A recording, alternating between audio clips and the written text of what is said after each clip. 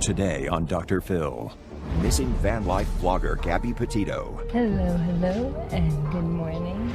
My child is nowhere to be found, and I'm not getting any answers on where to even start. Do you have a theory about where she is? If I use my gut feeling, I'm going to be on the floor crying.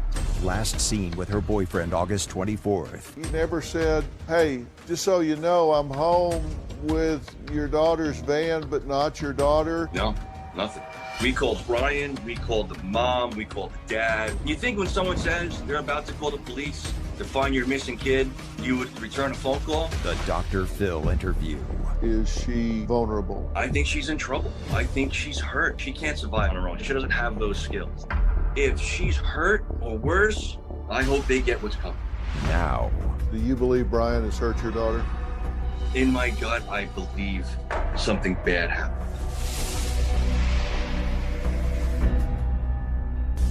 Today on an all-new Dr. Phil, a story that has everyone in America talking. A 22-year-old woman goes on a cross-country van trip with her fiancé. But then, he returns alone. Where is Gabby Petito? And now her fiancé, Brian Laundrie, is missing as well. Gabrielle Petito was documenting her cross-country adventure with her 23-year-old fiancé, Brian Laundrie. Gabby Petito never goes outside. In late August, their posts slowed down, and so did communication. They seem to have an adoring relationship, judging by these lovey-dovey images. I loved hearing about where she was. She would send me pictures every day of these beautiful places. I mean, it looked like a fairy tale. The fiancé reportedly returned with the camper van, but no Gabby. Parents of a missing woman from Long Island need help finding her. She was on a cross-country trip when communication suddenly shut down. 22-year-old Gabrielle Petito was reported missing over the weekend. Her last location is believed to have been in Wyoming. A witness reported a physical altercation between the couple August 12th. Their van was then stopped for a welfare check. New body cam video was released today showing the missing Long Island native's encounter with police a few weeks before she vanished.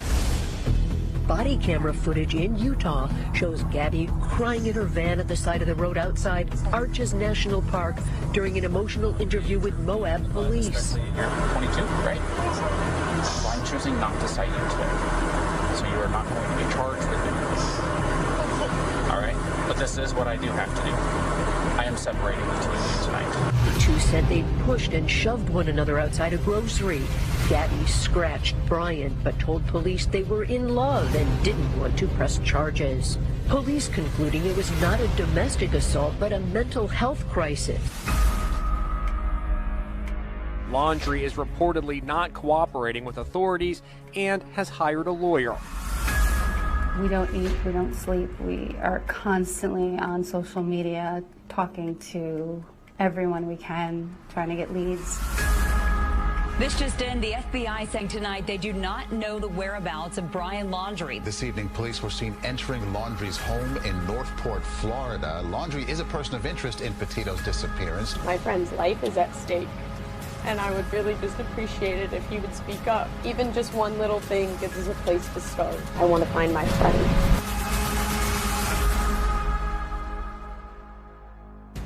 Gabby's father, Joseph Petito, joined me to make a desperate plea for answers about his daughter's whereabouts. He says he will stop at nothing to find Gabby and bring her home safely. Joe, good morning.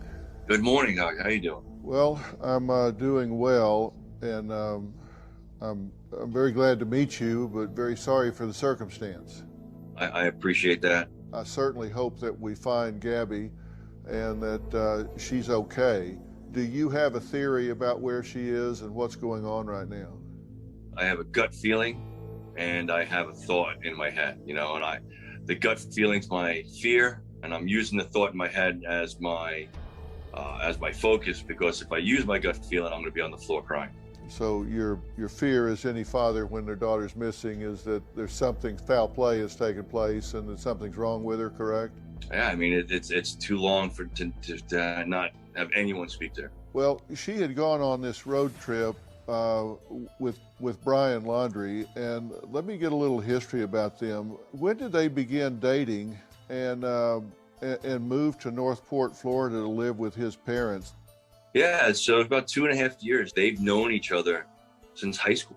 How would you describe Brian? How well did you know him, and what was he like? I've met him a bunch of times. I've never liked any of Gabby's boyfriends. Let's be real. I've never actually called one of her boyfriends by their real name, ever. I've always made up names for them, to be honest with you. What was your name for Brian? Brienne. Why that? Oh, why not? I always tried to use the female version of the boyfriend's names, just to intimidate them a little bit. Right. How did he respond? Oh, they laughed. So as the years progressed, I think she prepared them for when they met me. Yeah, got them ready. And Brian was always respectful. I can't say he wasn't. What kind of relationship did they have? How would you describe it? There's no red flags that stuck out. Nothing that popped in my head that, listen, this boy is, is not a good boy. If there were, I would have discouraged going on the trip. Had she ever done a trip like this before? She did. She did it with the same boy.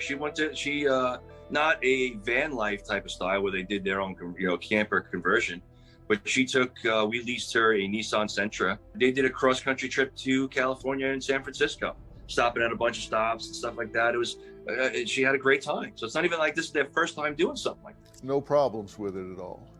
No. So you had no concerns about her going off and doing this again? I had concerns. I mean, come on, a parent has concerns, especially because it's going to be a few months, let's be real. But nothing to indicate we'd be here. Did you ever witness them fighting? No. Did she ever talk to you about them fighting? No, because listen, I'm a protective father. If my daughter cries, I'm going to fix the problem. You know what I mean? That's how I am. I don't like to see that. That's not something she's going to bring up to me because she knows that I'm going to get involved real quick. Were you aware of the engagement, and did you go along with it? Were you okay with it? Yeah.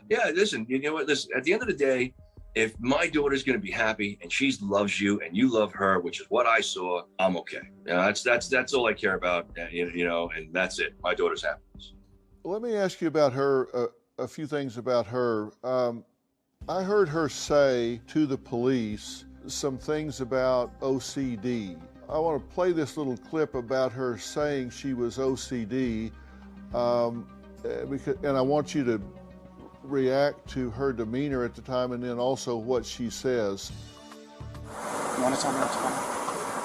Yeah, I don't know. It's just some days I have really bad OCD, and okay. I was just cleaning and straightening up the back of the van before, and I was apologizing to him and saying, I'm sorry that I'm so mean, because sometimes I have OCD and sometimes I just get really frustrated. Not like mean towards him, I guess my vibe is like I hear him be like in a bad mood, and I was just saying, I'm sorry if I'm in a bad mood. I've just been really stressed. I had so much work I was doing on my computer this morning, so I've just been really stressed, and he doesn't really believe that I could do any of it. So that's kind of been like I don't know. He's like down there. I don't know. We've just been fighting all morning, and he wouldn't let me in the car before. And then why wouldn't he let you in the car? Because of your OCD? He told me I needed to calm down. Yeah. But I'm perfectly calm. I'm calm all the time. And he really stresses me out. And this is a rough morning. Had you seen that before? I've seen bits and pieces of it. I haven't watched the whole video. I can't bring myself to watch the whole video. Because I don't like to see my daughter cry. Well, of course, I understand that. Was that out of character for her? Is that kind of her? How would you characterize that in terms of her range of emotion? No, it's out of character for her. Listen, she likes things in their place. So that's a small confined area. Making sure that everything's put away so you're not stumbling on things doesn't seem OCD to me. She might be just classifying it as that because, that's the common term for it. But she didn't have manic issues or mental instability or anything like that. Sounds like they were having an argument because he didn't believe in her that she could get this done. So when she uses the term OCD, you think she's using that in just common parlance, not diagnostically? Yeah, it's not like she was ever diagnosed with OCD or, any other issues where she's needed medication for or anything like that. Never. You know, you're in a confined area. Come on, who doesn't like a clean, tidy place? Were you aware that they had an encounter with the police on August 12th? I wasn't, and that's not something you're going to tell your dad. Because if you tell your dad something like I said, I'm going to fix it. I'm an overprotective dad.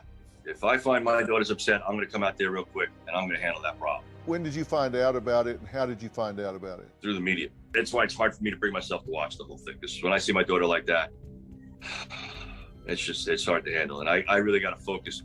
And to be honest, all that stuff comes second. Like, that's problem number 2. Right now, problem number 1 is get Gabby home, right? I can ask her those questions when I have her here next to me. Right.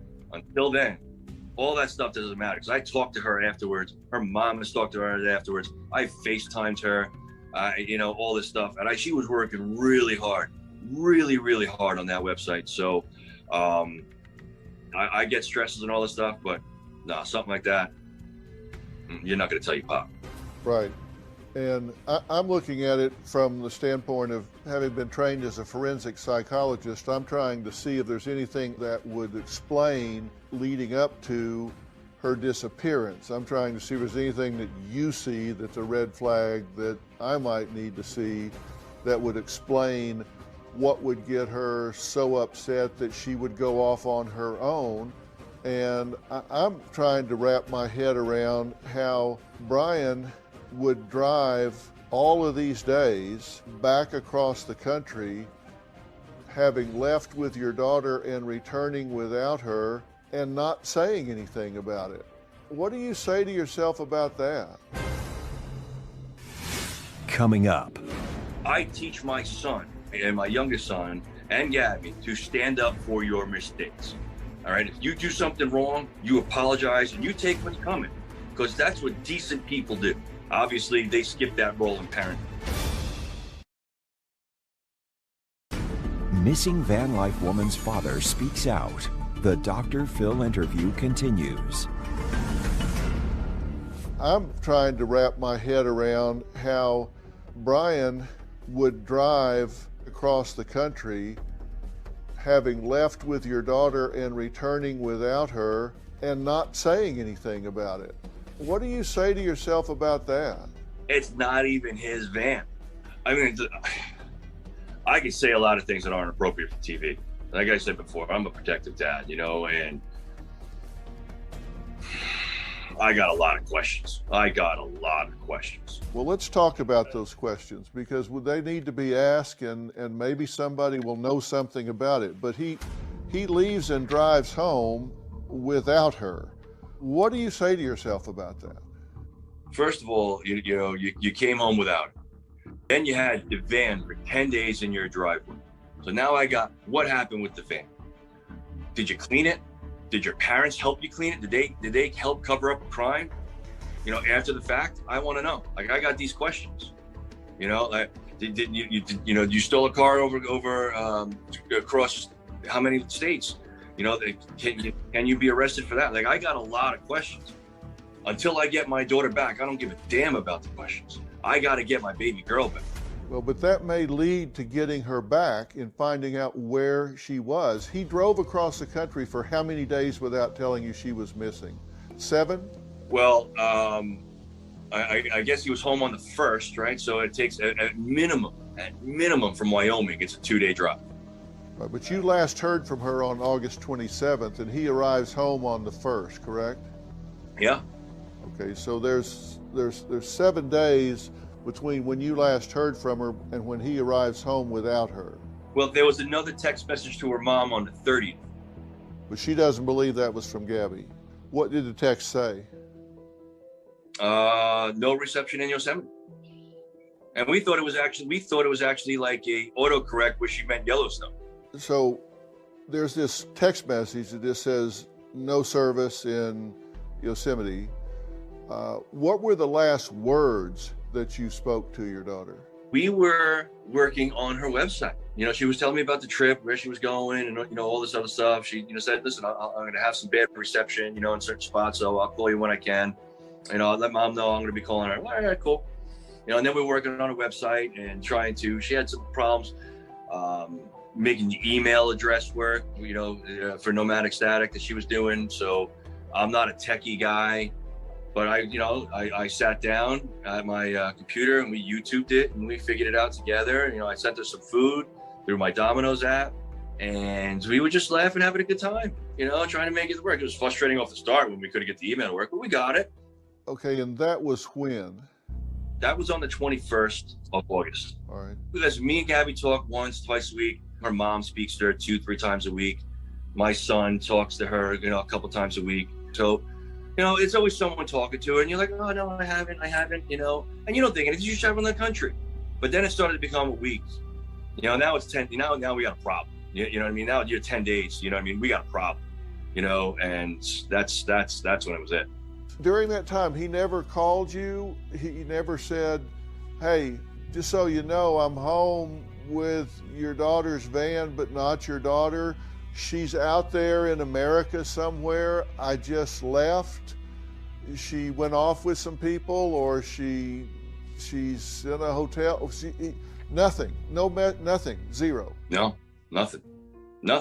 Gabby's mom last talked to her physically on the 25th. Right. On the 30th, she hears, she gets a text message that there's not a lot of service in Yosemite. You can think it's an autocorrect or whatever. You don't think anything of it, but then come the 1st, the 2nd, 3rd, the 4th, the 5th, you're not hearing from her. All right, because you're camping, there's not a lot of service. I'll hear from her in a couple of days. And then, you let two days more go by. Now you start calling people and stuff like that. You're like, all right, maybe, whatever. And then we started we tried on the 10th to do, like I said, the missing person. We finally got it in on the 11th. You know what I mean? So it just became too much. Did you call Brian during or at the end of this 10 days? We called Brian, we called the mom, we called the dad, we called the sister, we called every number we could find. And we got no phone calls were picked up, no text messages were returned. So we texted them. Have you seen our kids? We haven't heard from them, in a while. We're getting really nervous, and we're about to call the police. And you think when someone says they're about to call the police to find your missing kid, you would return a phone call? I mean, that's just what logic would dictate for normal people, and you don't get any response? I mean, that just makes it more and more concerning, doesn't it? So mom, dad, sister, Brian, nobody took your calls? No one. Okay, well, let me do a hypothetical here and flip the table. If this was the other way around and you had a son that went off with somebody's daughter and came back without her, and the family called you, wouldn't you pick up the phone and answer it and tell them everything you knew to help explain the situation? All right, so let's expand on that a little bit more, right? So my son comes home without his companion, who lives in my house. Remember, Gabby lived there. Right. So if he's back at so my son's back at my house without the person who lives in my house, and once he gives me an explanation, I'm on the phone with the parents saying, we got a problem, because I'm a good person. We got a problem and we got to handle it quick. And whatever the problem is, however the scenario is, I teach my son and my youngest son and Gabby to stand up for your mistakes. All right, if you do something wrong, you apologize and you take what's coming, because that's what decent people do. Obviously, they skip that role in parenting. Would you have expected him to call you if he was leaving Utah or wherever without her and say, sir, she won't get back in the band, she won't come home, I'm leaving, I'm coming home, do you want to come out here? Would you expected him to say, I'm leaving and coming home without your daughter? Coming up. Gabby's 5'3", maybe 110 pounds. You think it's okay to leave a young 22-year-old person in the middle of nowhere? So how much money do you think she had? We now return to Dr. Phil's interview with the father of the missing van life woman, Gabby Petito. Would you have expected him to call you if he was leaving Utah or wherever without her and say, sir, she won't get back in the band, she won't come home, I'm leaving, I'm coming home, do you want to come out here? The problem with that is that van was Gabby's. So he can leave that van right there. I'm jumping on a plane, tell me where she's at, and I'll be there in a few hours. If I got to get a private plane to get there, I will do that right this second. I don't care what it takes. So he better walk his little behind over to somewhere else and figure out how he's going to get home to his parents, because that van is in her name, not the other way around. So if he comes home, he shouldn't have brought her van home, is what you're saying. He leaves that with her. Gabby's 5'3", maybe 110 pounds. You think it's okay to leave a young 22-year-old person in the middle of nowhere? Right. So how much money do you think she had? She had money, but not enough money to spend a month's time in a hotel with food and stuff like that. Now, this van is hers, so not his, so you could go pick that van up. Why has that not happened? It's in police impound, and I'm letting them. They have the van, they're processing it. There's so much information, Dr. Phil. I'm overwhelmed with how far this story has gone in terms of the world. I mean, it's across the globe. It's wild, and I am so humbled. Can I just say something to you? Yes, sir.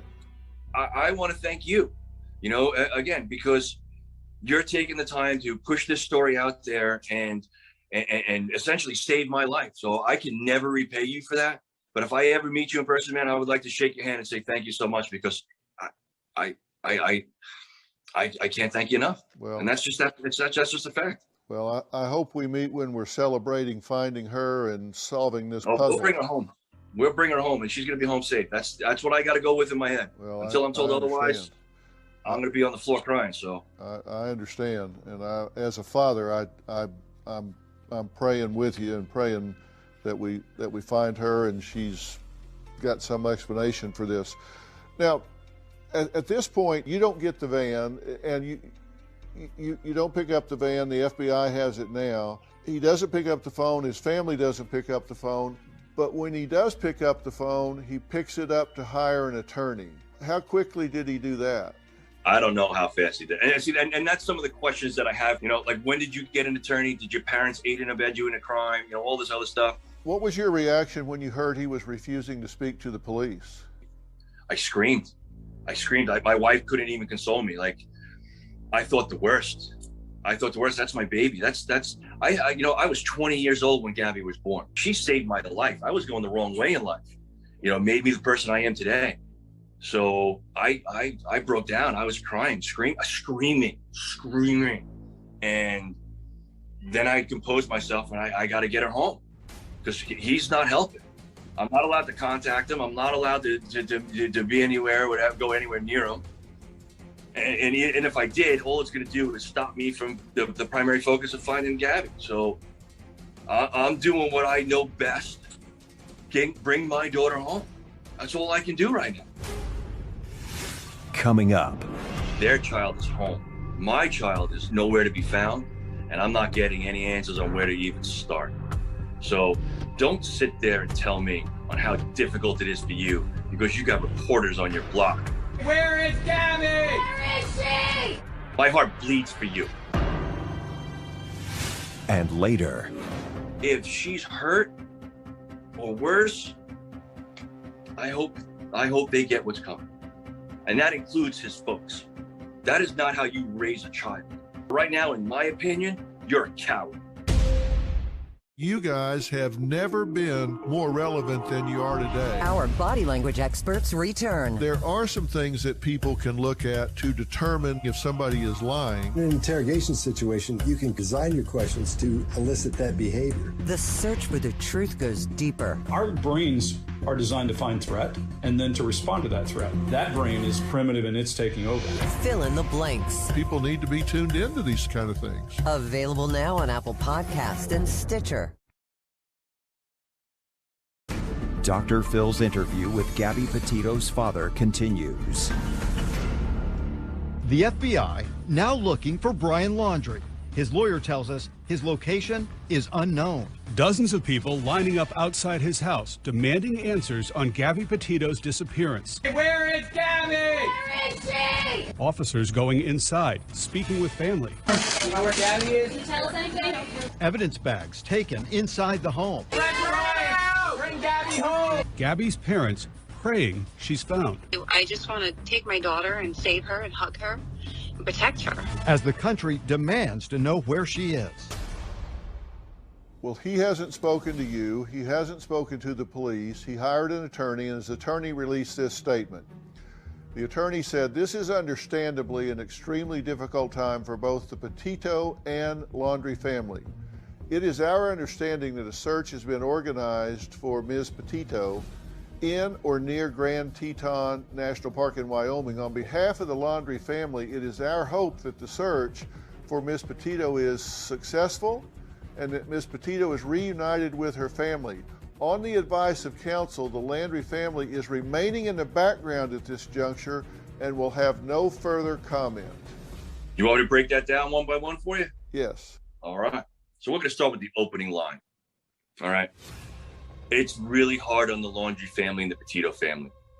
Well, my child is nowhere to be found, and I'm not getting any answers on where to even start. So don't sit there and tell me on how difficult it is for you because you got reporters on your block. Where is Gabby? Where is she? My heart bleeds for you. Then there was, I want the search to be successful.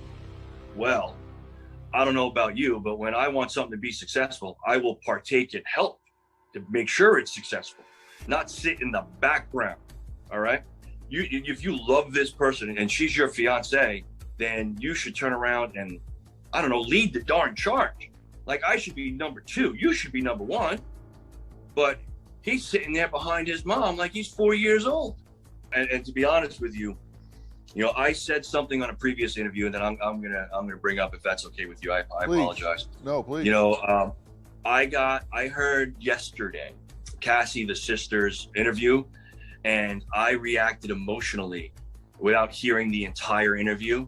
So I would like to personally apologize to Cassie Laundrie, because I heard through that interview that she hasn't talked to her brother and she wishes she could help, and they're not talking to her from what I understand. So I want to apologize to her because I jumped to conclusion, and that is wrong of me. And if you can talk to your parents and pressure them into, say something. I just print out a map, draw a circle, and fill it into an airplane and throw it in the front yard. I don't care. You don't have to say a thing. Just tell me where to start. We'll start. I mean, you're going from Wyoming to Florida. That's a lot of ground.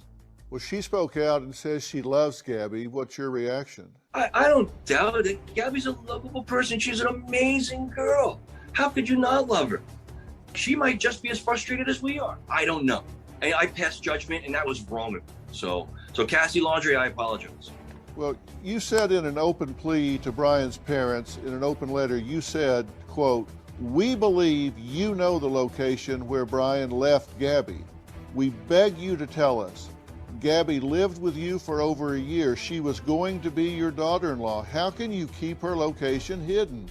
Please, if you or your family have any decency left, please tell us where Gabby is located. Tell us if we are even looking in the right place." Yeah. So you believe that Brian has at least confided in the family where he last saw her, where he left her.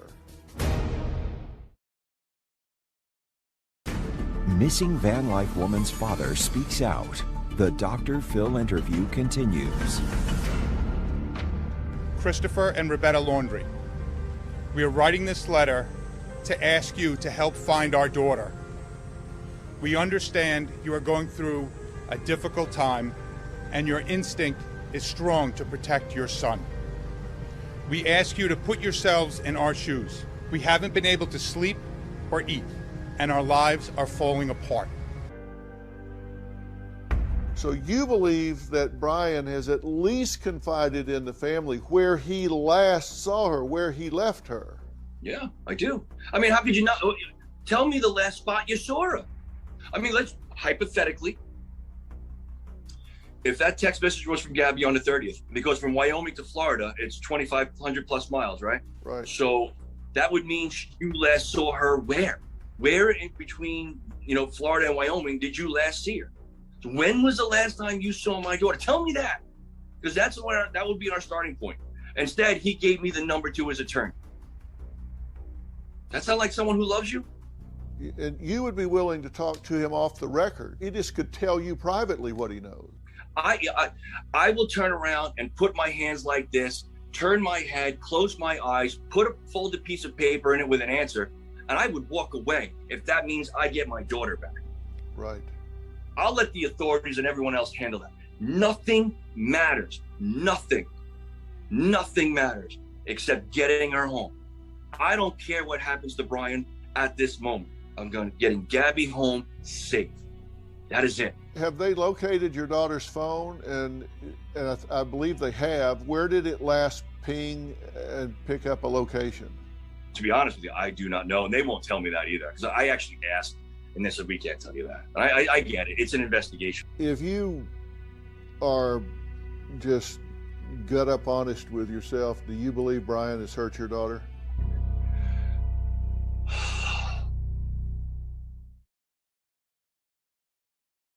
Dr. Phil's interview with Gabby Petito's father continues. Do you believe Brian has hurt your daughter? Yeah. She wouldn't do this. It's too long. All right. In my gut, I believe something bad happened. But if I go with my gut right now, Dr. Phil, I'm going to be on the floor crying, man. And I can't. I got a job to do, and I'm not going to stop until I have her. I can't focus on it, man. And I apologize. I can't focus on it. I understand. Listen, I'm just trying to see what your thoughts are. Is it possible that he neglected her, left her somewhere, and somebody else hurt her on his watch, and he's ashamed of it? In theory, maybe. But then you stole her car. But then it goes back to the original problem. You stole her car. That's her van. So you left her in the middle of nowhere and didn't tell a soul. And your first call was to an attorney. How would he know to get an attorney? If you did nothing wrong, seriously, Mr. Petito, I left your daughter at the Grand Tetons. We had an argument. I took her van and I went home. Well, all right, I'll let the authorities handle the theft of the car. I'm going to go get my daughter, whatever. You made the phone call. So that means my daughter would be here right now, because I would have picked her up on the day he called, the day he got home. Or how about this? Call me on the day that you started traveling home so I can get her, before you got to the comfort of your lazy boy and home-cooked meals from your mom and your dad. While your daughter's out on the street somewhere. I don't know. And I don't even know where to begin. Have you thought about filing charges for grand theft auto in hopes that maybe they can at least interrogate him? I brought the idea up to the FBI, but they're handling it the way they want to handle it. If I get my daughter back and I can hold her, whatever happens after that, I'm good. She's safe. It'll be what it'll be. If she's hurt or worse,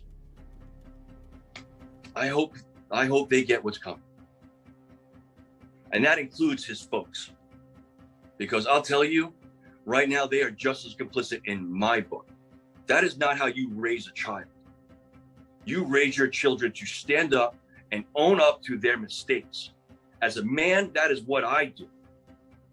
As a father, from father to father, he should be doing that too. And I'm sorry, I understand protecting your kid and all that other stuff, but right now, in my opinion, you're a coward. My theory is people who have nothing to hide nothing. That may be the first place they look, but if there's nothing to see, what's the problem? And you know what's interesting? First of all, there were 2 statements put out by their attorney. 2. Neither of those statements stated that he had no involvement with her disappearance. Why? So that's 1.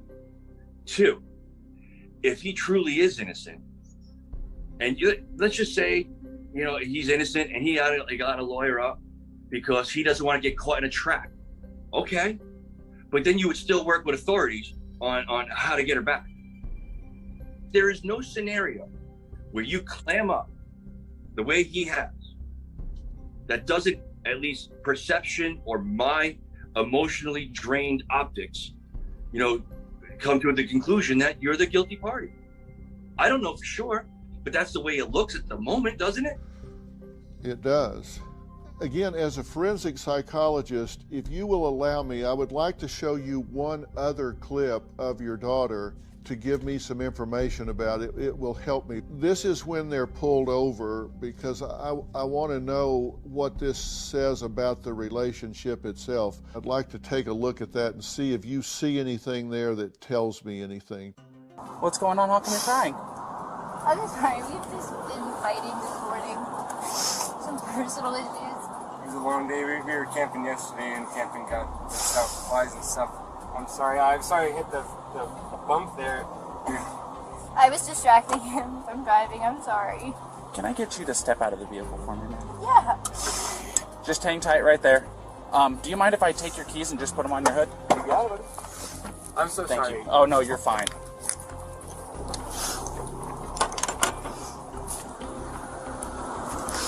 I'm going to go ahead and close your door. She's a very apologetic there, and the second part of this is when there's conversation about whether there was any hitting. Let's take a look at that. Did he hit you though? I mean, it's okay if you're saying you hit him, but I understand if he hit you, but we want to know the truth if he actually hit you. Because, where did he hit you? Don't worry, be honest.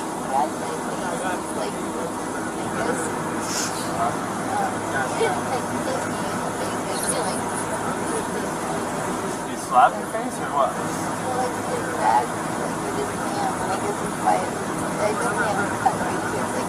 Yeah.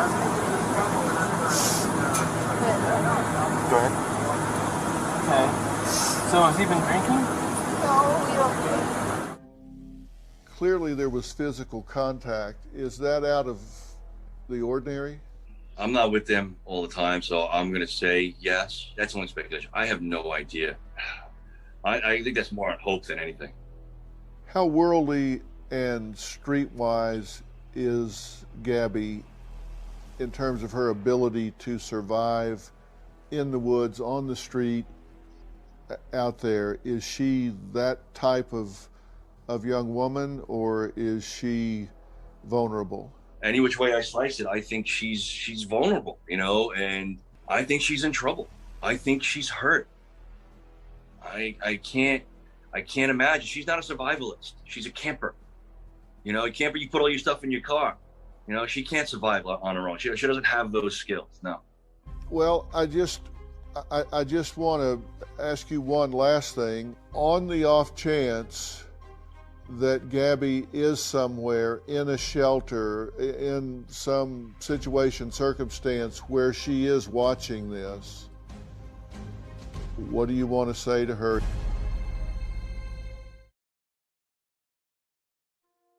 On the off chance that Gabby is somewhere in a shelter, in some situation, circumstance where she is watching this, what do you want to say to her?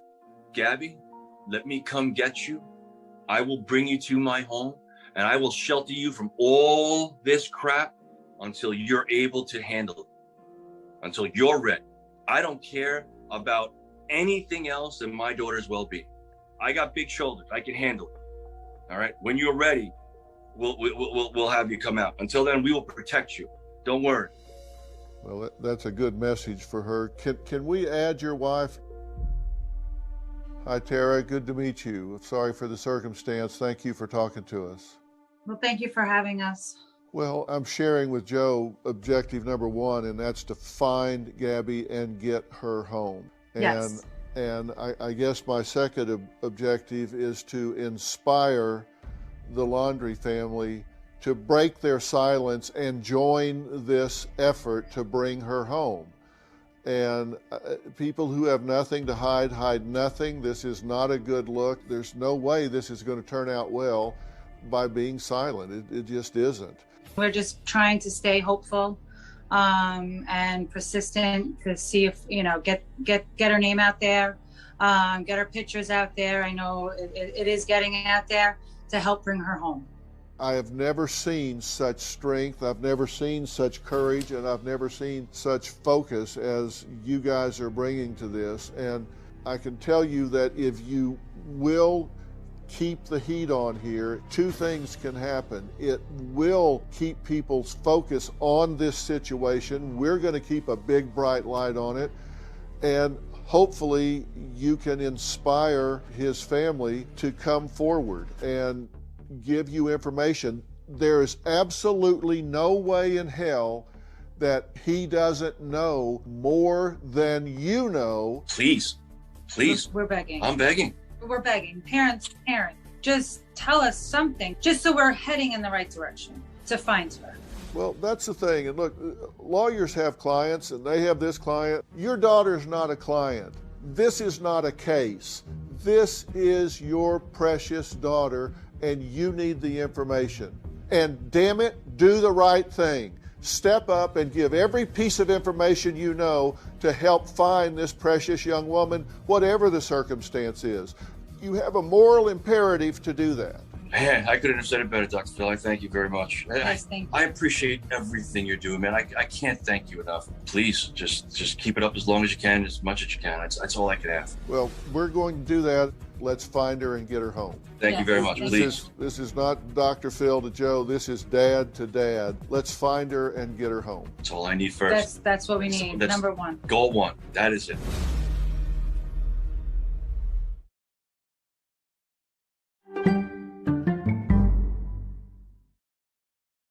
Today on Dr. Phil.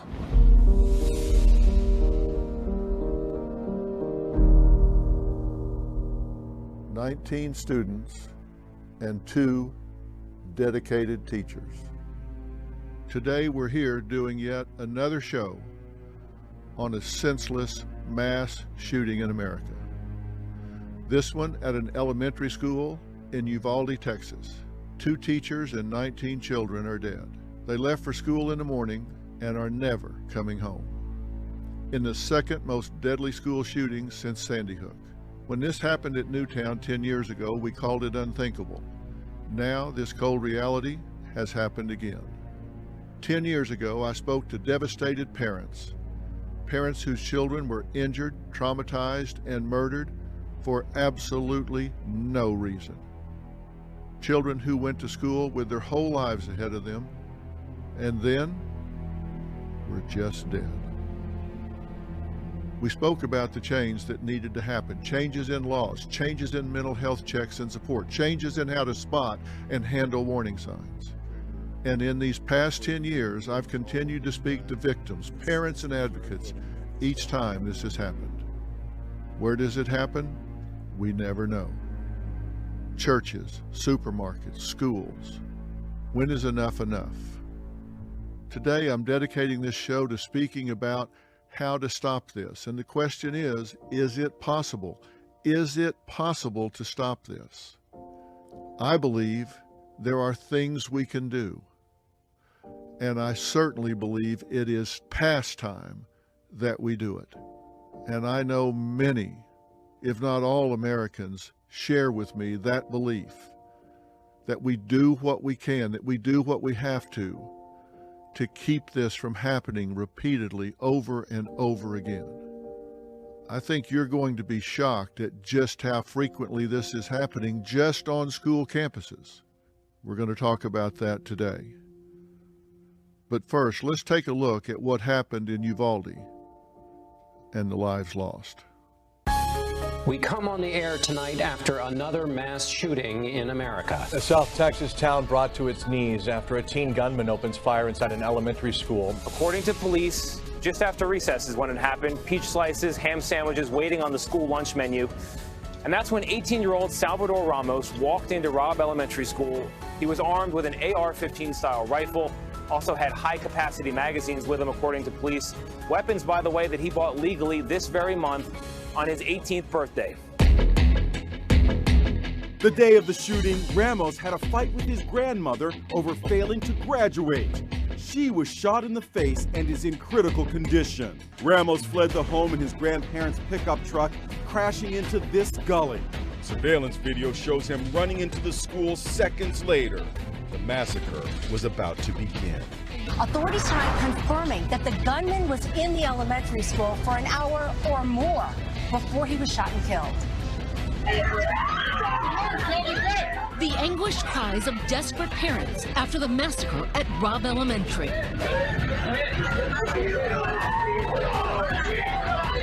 Pleading with police to rescue their children. An elite Border Patrol team, moving behind a shield, entered the classroom and killed the suspect.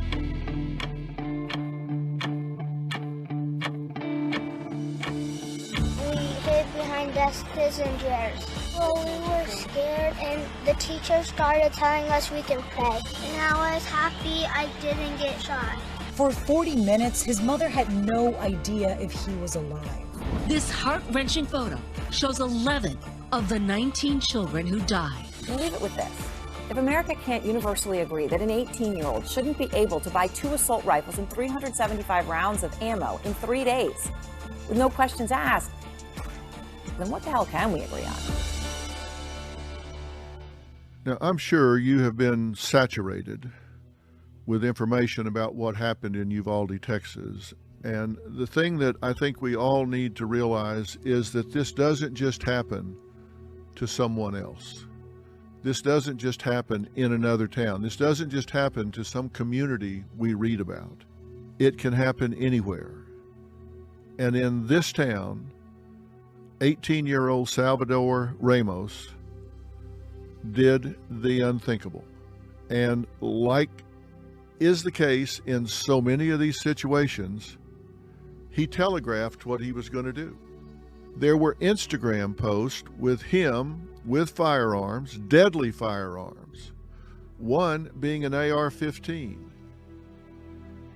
He sent some private post. He said, "I'm going to shoot my grandmother." His second post, "I shot my grandmother."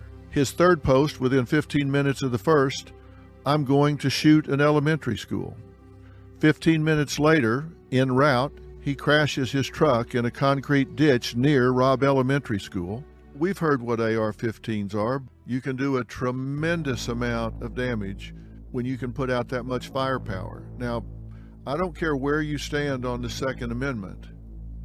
Ask the common sense question: what does an 18-year-old boy need with that kind of a weapon?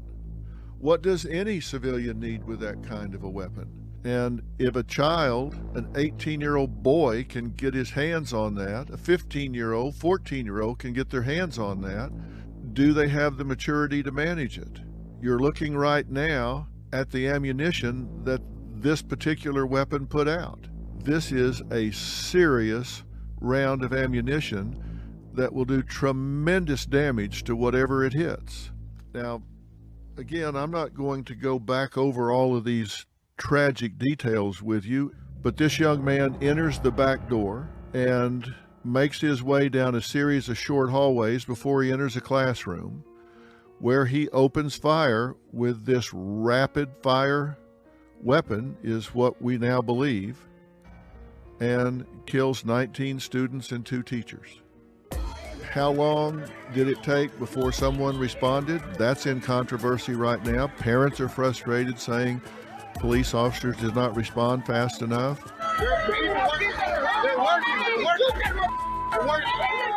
Parents were talking about charging the school themselves, trying to get something done because they knew that their children were in there. It's reported that a Border Patrol officer ultimately shot and killed Ramos. It's also been reported that he legally purchased 2 AR platform rifles on 2 separate dates in May, reportedly around $3,000. Where did he get that money? Did somebody buy these for him? Why was he in possession of these weapons? Most people greatly underestimated how much of a problem this is in America today. And I'm not talking about mass shootings. I'm just talking about school shootings right now. And I want to tell you that the trend is getting worse. In 2021, there was an all-time high number of school shootings. Now, it depends on how you define a school shooting. And I want to tell you that the Center for Homeland Defense and Security K through 12 school shooting database defines it this way. They define a school shooting as any incident where a firearm was brandished or fired at a school. Doesn't mean somebody was killed, but a gun showed up at a school and was brandished. And from January 1st through December 5th, the database reported 222 incidences. Now, if you divide that up by the number of average weeks in a school year, which is, we'll pick 36, that's 6.16 incidences per week.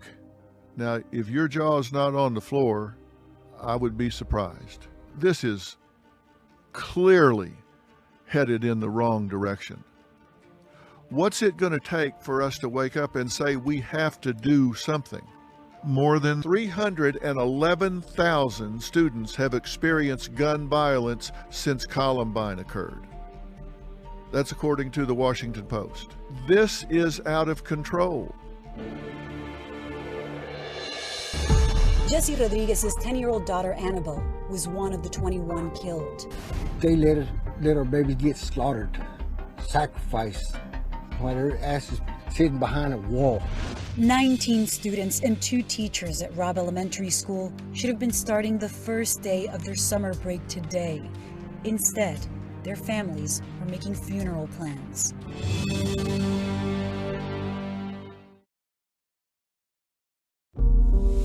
We now return to Dr. Phil.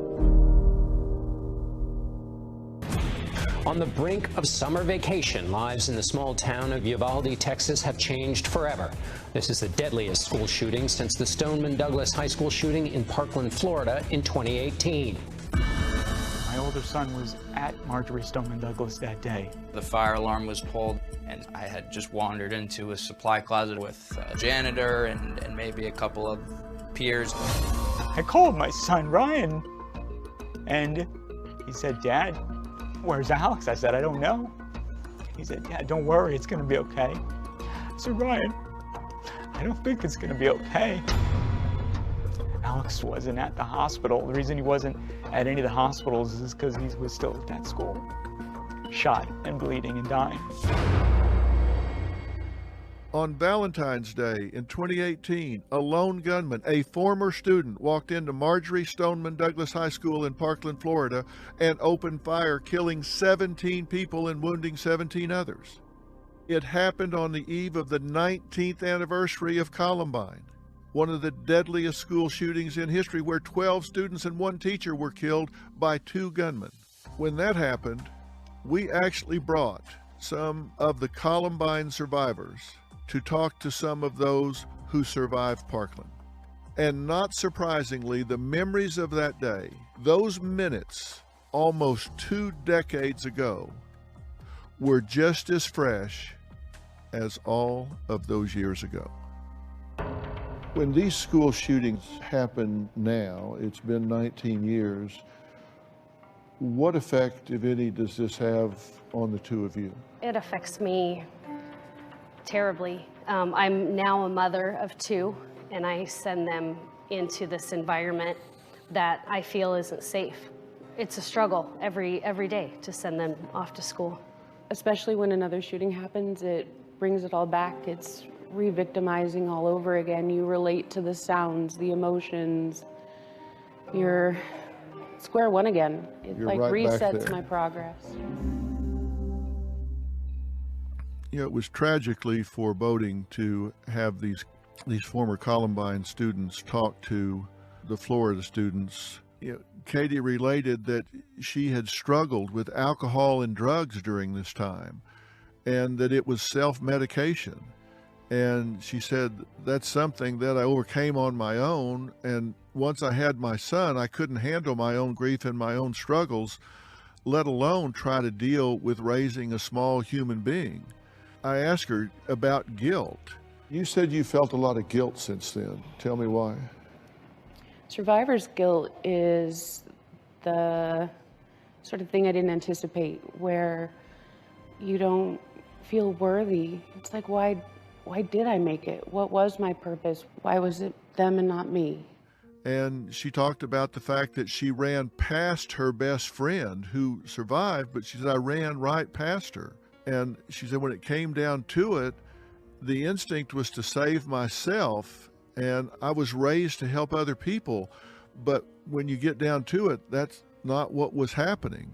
So I had tremendous survivor's guilt for years, including a coach that she looked up to a lot who died saving her life and that of many others. Now, why am I pointing this out now? And it was so moving to see these survivors separated by 20 years is, you know, in America, we tend to read these headlines and we genuinely care about these people. We genuinely want to see it stopped. We genuinely want to see it changed. But as time goes on and we're absorbed into our own lives, it gets pushed off center stage. But this doesn't end when the cameras go away. It doesn't end when the headlines change. These Columbine survivors, now 20 plus years later, are still suffering from what happened that day. They have post-traumatic stress syndrome, and these are the ones that survived. Think about the families who sent their children to school that morning and they didn't come back home alive. Think about what they have to deal with every time they turn on the television. They open up their computer and they see that nothing has changed. In fact, it's getting worse. They think, well, you know, if my child died and it was a catalyst for change, then at least there's some meaning to the loss. But was there meaning to the loss? If it's gotten worse, if it's doubled, if it's gone up 98% since 2017, then you say, I lost my loved one, or I went through this and survived, and nothing has changed. In fact, it's gotten worse. They died in vain. Their life meant nothing. My 20 years of suffering meant nothing. What does it take to get people's attention? What does it take for us to say we have to do something different? We have to figure out what's causing this to happen. I'm a med aide, so when I arrived on the scene, they still had kids inside. They started bringing the kids out, and I was aiding assistants. One little girl was just covered in blood, head to toe.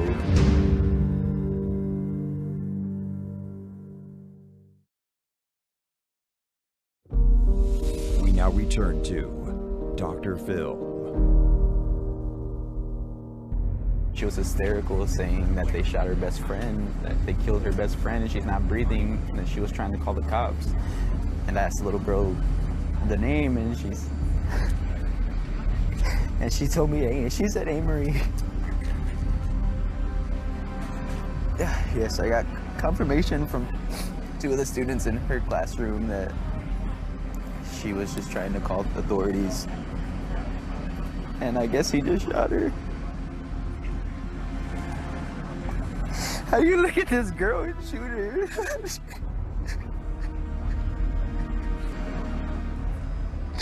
Oh, my baby. How do you shoot my baby? Oh, I'm sorry. What does it take to get people's attention? What does it take for us to say we have to do something different? What's causing this to happen? Threats, just threats in the first month of the school year have gone up. September of 21, they identified 151 threats compared to a 3-year average of 29. What is going on? This has to be analyzed. It has to be thought about. And actual shootings doubled from the previous year at 55, up from 24. We need to not be thinking about, hey, how can we keep doing the same thing? We need to be thinking about how can we do something different. So the question is always, well, all right, let's identify the profile. Who's doing this shooting? Sadly, I can tell you there is no profile, and we don't have the psychological tools to identify who's going to be a shooter. But there are some commonalities, there are some indicators, and I'm going to share with you what some of those are. These are often current or former students of the school they go to shoot up. It's not always the case, and they are often in some type of mental, emotional, or social crisis. And being bullied was common. Now, do they go back and shoot the bully? Occasionally, but typically that's not the case. Shooters go and aggress not against their transgressors, but against surrogates. They go shoot against somebody that's just a stand-in. They just go shoot somebody that is available, somebody that they aren't threatened by. These are people that have experienced observable, now I want to emphasize observable, mental health symptoms in three main categories: psychological, behavioral, and neurological. I'm emphasizing observable because people notice that they're behaving unusually. About half of them have received one or more mental health services, so they've come to the attention of mental health providers, so they're not completely in the dark and about these people. They are on somebody's radar. Most typically, it's depression or suicidal ideation. Some have anxiety. A much smaller percentage than you would think present with anger. They're depressed. They've been shunned by society. They've been through some type of rejection experience. And our number one need is acceptance. Our number one fear is rejection. And they've had some trauma in that regard. And they very frequently have negative home life factors such as divorce, drug use, someone in the family, a mother or father, have criminal charges, and domestic violence is common. So they exhibit these concerning behaviors, and that contradicts the myth that, oh, it's the nicest guy, it's the last person I would have ever thought of. That's not true. And here's a very troubling element. They're often the product of the contagion effect. And what do I mean by that? They're inspired by other school shooters. I say that's particularly troubling because when you see what has happened in Uvalde, that predicts that it's very likely that there's going to be a repeat of this in the near future. Someone out there that is really desperate, really tragic, is going to see what has happened here, and they're going to become obsessed with it, and they're going to react to it. Maybe in a week, maybe in a month, who knows? And one of the most confounding things about this is they often tell others what they're going to do before they do it. Last year, we covered another shocking school shooting that happened just days after Thanksgiving. On November 28, 2021, 15-year-old Ethan Crumley walked into Oxford High School in a Detroit suburb and shot and killed 4 students. Some students actually stayed home because they said they knew what was going to happen and they didn't feel safe going to school. Now, this crime not only stood out at the time as being the deadliest school shooting since Parkland, but for being the first where a shooter's parents have been charged with crimes linked to the shooting. They basically gave him a license and permission to kill. Did they know the gun was in the backpack? Did they know the plan, what he was going to carry out? Why not bring him home if there's trouble? Isn't their job to know where the gun is? If the gun is missing from home and their child is being called in at school and he's drawing pictures of bullets and blood, and they say, "Where's our gun?"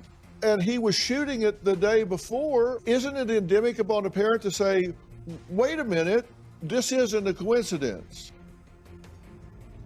And we also heard about what happened from Oakland County Sheriff Michael Bouchard.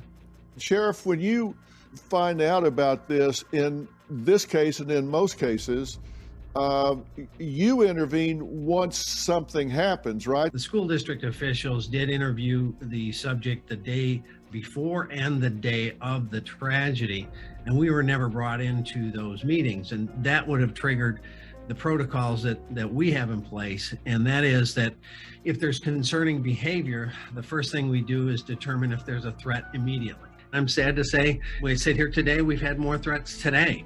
If you make a threat, even if it's not real, if you think it's a joke, it's not. If you have no intention of carrying out a threat, it's still a crime.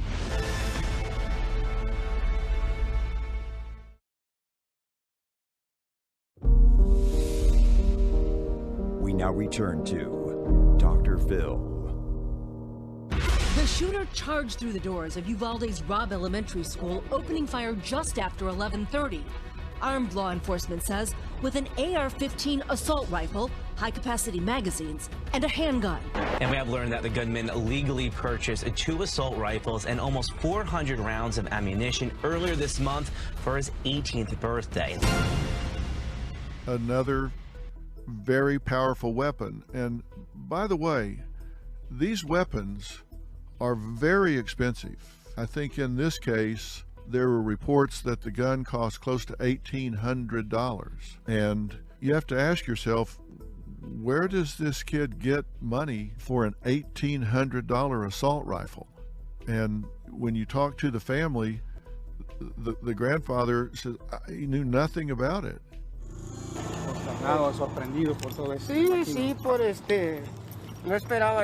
Could you give us any insight into his Not state really. of mind? When's the last time you spoke to him? I speak to him daily. You know he had guns in the house?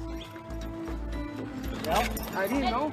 I get up at 5 o'clock, leave, come back. He didn't know that the child had this. And look, I'm sorry, but if you have a child that's building up an arsenal, it's your job to know. You need to know what your child is spending money on and where they're getting that kind of money. There were 2 rifles apparently bought in the Uvalde shooting. And we don't want to focus on just statistics and firearms and weapons and forget what's on the other end of that rifle.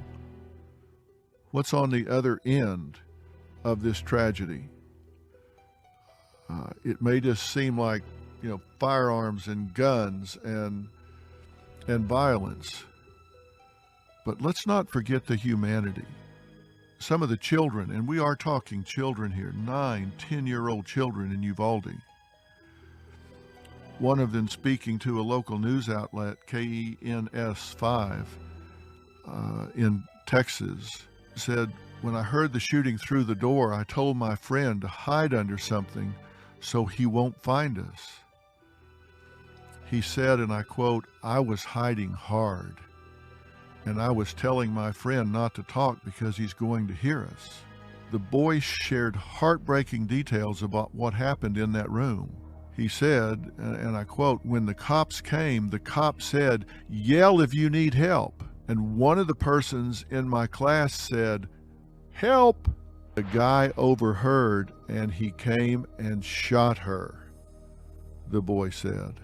The cop barged into that classroom and the guy shot at the cop and the cop started shooting. He said that once the shooting stopped, he came out from under the table. "I got out with my friend. I knew it was police because I saw the armor and the shield."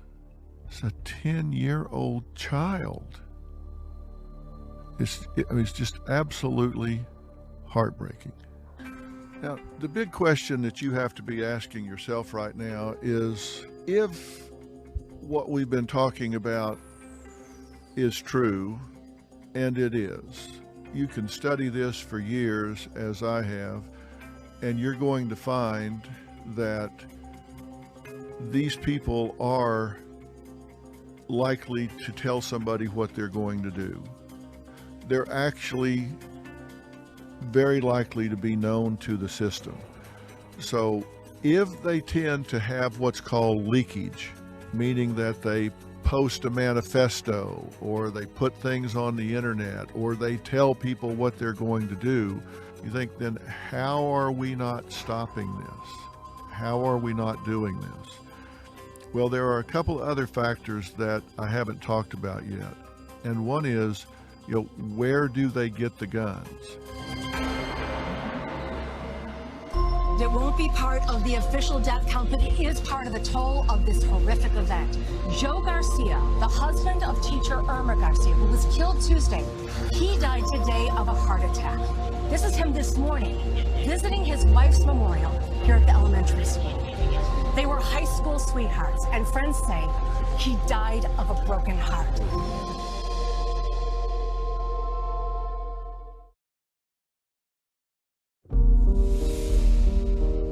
We now return to Dr. Phil. Even before the horrors of Uvalde, Texas and Buffalo just 10 days ago, the arrows were pointing in an alarming direction. 61 active shooter incidents in 2021. That's twice as many as in 2017. The shooting incidents took place in 30 states last year, 6 in California and 5 each in Georgia and Texas. The total number shot, 243, including 103 killed. Our heart is breaking for these families. And before today, 14 deaths in or near schools this year, a total that more than doubled this afternoon. Now, we've talked about a couple instances where the individual apparently purchased the guns. And in Texas, for example, you're not permitted to possess a firearm if you're under 18. Many of these school shooters are under 18. So where are they getting the guns? Research tells us they get these guns at home. They get these guns when they are not properly secured. So you cannot tell me that these families don't know that they have someone in their family having a problem fitting in, coming into conflict with authority. They should be concerned with depression, they should be concerned with suicide, and they should be concerned with having guns readily available to someone with that mindset, even if they are just concerned with the young man shooting himself. But in so many of these instances, we find that they simply walked into another room of the house and picked up a gun that was readily available. Now, what am I saying here? These shootings can be stopped, but it doesn't do any good if it just raises awareness and everyone is heartbroken and sends their prayers. Please do that. But along with doing that, we need to write to our congressmen, to our senators, state and federal, and insist that there needs to be a program for universal threat assessment. There needs to be a protocol where we add a crisis response team. If so many people hear that something like this is going on, why aren't they doing anything about it? They're not doing anything about it because they don't know what to do. They don't know who to call. They don't know what to say. They don't want, if there's somebody that they think, oh, this is a dangerous individual, they certainly don't want to irritate that person. They don't want to feel like, hey, I ratted them out, I tattled on them, now they're going to be mad at me, so I'm in danger. We need to have a situation where we can give students an anonymous, protected way to report concerns, to report a post on Instagram, hearing something in the lunchroom where they can report that and someone can reach out to that student and find out, do they need help? And do they fit a profile? Do they have a home life that is tumultuous? Are their guns easily accessible inside the home? Are all of those factors there that make up a volatile situation? Because make no mistake, we have to focus on prevention, not intervention. Why? Because almost half of school shootings are over in the first few minutes. If there's an active shooter, of course you want to call 911. But the truth of the matter is, even if you have an officer on site, that officer is likely to react to the shooting, not stop the shooting. That means we need to prevent it before it happens. If that armed guard is at one end of the hallway and the shooter is at the other end of the hallway with a weapon, a lot of death can be dealt before even a responsible officer can go into action.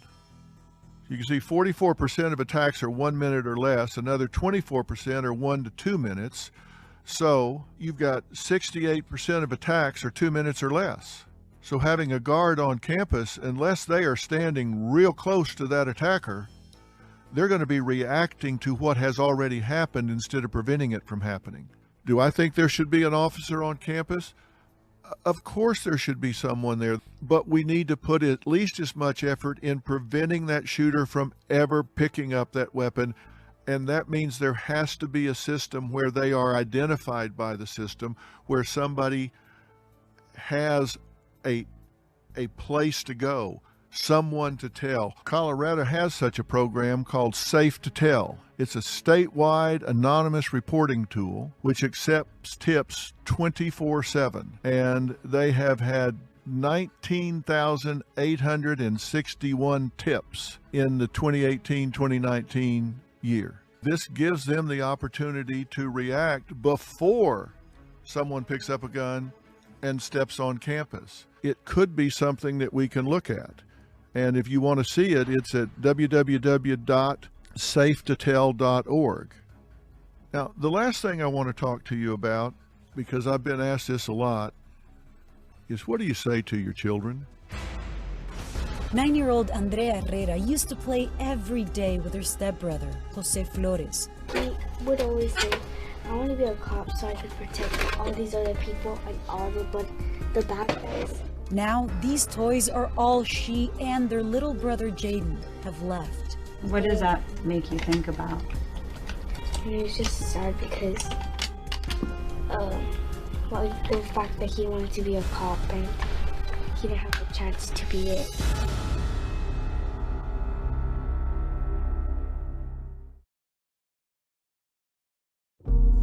We now return to Dr. Phil.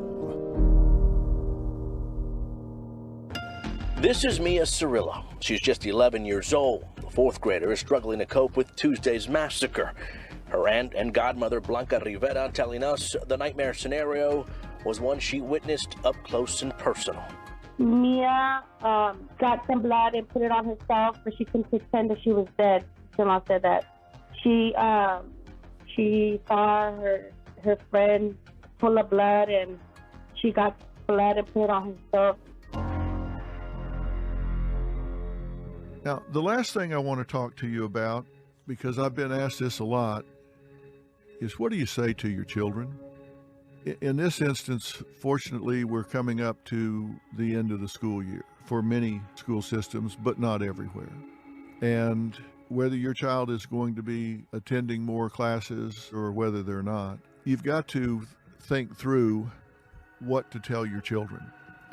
And the first thing I want to say to you is, do not assume that your children know about this, because they may not. But if they don't know about this, I'm not sure that I would talk to them about this. And the flip side of that is, well, if I don't, what if one of their friends does? Wouldn't I rather control that conversation before it's visited upon them by their friends who may traumatize them? That is a risk. And you might want to talk to your friends' parents about this and come up with a plan. If you make the decision to talk to your child about this, then you want to do it in an age-appropriate way. And that term gets used a lot but never defined. So let me define that. You want to define that based on their questions to you. Ask them what they know. Listen very carefully to the words that they use and meet them where they are. Don't ask them to meet you where you are. If they say, well, I heard something happened at another school and some children were hurt, that's the level you want to discuss this with them at. If they say, I saw something on the internet or TV where somebody murdered 19 children, then okay, again, you want to ask questions. Well, what does that mean to you? What do you know about that? Let them tell you what their construct is of murdered or killed or hurt. Let them, don't assume that they understand the meaning of all those words. It doesn't happen very often. There are people that love you and care about you, and we keep a really close eye on everything that's going on. And if you ever see anything that makes you uncomfortable or that worries you in any way, then you tell your teacher and you tell mom and dad. And when this is being wall-to-wall covered, I wouldn't leave my television on and let them see things that they could overinterpret or overreact to. Now, am I suggesting that with young children you downplay this and not emphasize the gravity of it? Yes, I am. I don't think that you want to ask children to deal with adult issues or introduce to them things over which they have no control. Now, for older children, you want to ask them what their questions are. And again, reassure them that you are in close contact, you're keeping an eye on things, and make sure that's true. Don't go running up to the school with your hair on fire, hysterically demanding to know what the security protocols are, but have an intelligent conversation with your school. Are they adhering to proper protocols? Is there proper security? Make sure that people aren't thinking, oh, this would never happen here. But make sure that you have in mind what you're going to say to your children if you're asked this question.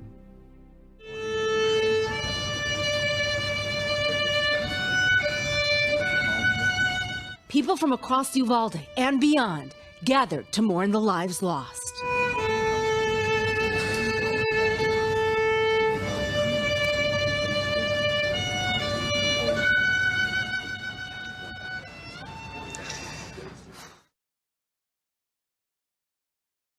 As we say goodbye today, we want to honor the 19 innocent young boys and girls and their 2 brave and loving teachers who all lost their lives in this terrible, senseless tragedy. Ellie Garcia. She was very sweet. She was very happy and very outgoing. Uzziah Garcia. Neviea Bravo. Maddie Yelena Rodriguez. She was charismatic, smart, bright, beautiful, happy. McKenna Lee Elrod. Xavier Lopez. Tess Mata. Annabelle Guadalupe Rodriguez. Rogelio Torres. Alethea Ramirez. She was just a young girl full of life.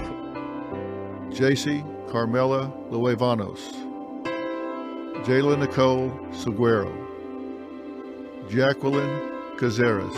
She loved to do music, loved to be around family, trying to help out anybody she could. Miranda Mathis. Ileana Cruz Torres. Jose Flores Jr. Alexandria Lexi Ania Rubio. Layla Salazar. Amara Jo Garza. She was the sweetest little girl who did nothing wrong. She listened to her mom and dad. I just want to know what she did to be a victim. And they're 2 brave and loving teachers. Eva Morales and Irma Garcia.